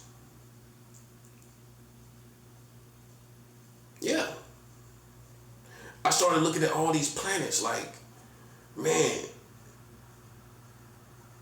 you can go ahead in 3 days. You can go ahead, like the moon, you can go to different planets in like 7 years and 8 years. So how long I've been fasting, somebody can go to a certain planet. But the main one that I first started with thinking is the moon. You can go to the moon in 3 days, right? I be looking up all kind of stuff like that. So you can go to the moon in 3 days, right? So how can you underestimate a 3-day fast? If you can go to the moon in 3 days. So what can you do? How far can you go spiritually in 3 days? If you can go to the moon in 3 days, you can't use spiritual technology, which is fasting, and go further than the moon in 3 days. You can go to the moon in 3 days. You can go to the moon and be on the moon and come back to Earth in 8 days. You can chill on the moon in 2 days. Glory to God. And you can come back in another 3 days. In 8 days, you can go on to the moon and chill for 2 days and come back in 8 days. So you telling me if you go on a 10-day fast, that ain't gonna do nothing? That ain't gonna change it? You ain't traveling and doing nothing? That's all I'm saying, bro. That's why people underestimate it until you explain stuff like that. That you can go to the moon in 3 days. So what can you do in the spiritual world in 3 days? Right? You can fast for 3 days. You can go to the moon in 3 days, right? But you trivialize 3 days in fasting. So then I got to show you stuff like you can go to the moon for 3 days. In 3 days, literally, you can go to the moon. So if you fast for 3 days, by the time you get done, somebody could have went to the moon.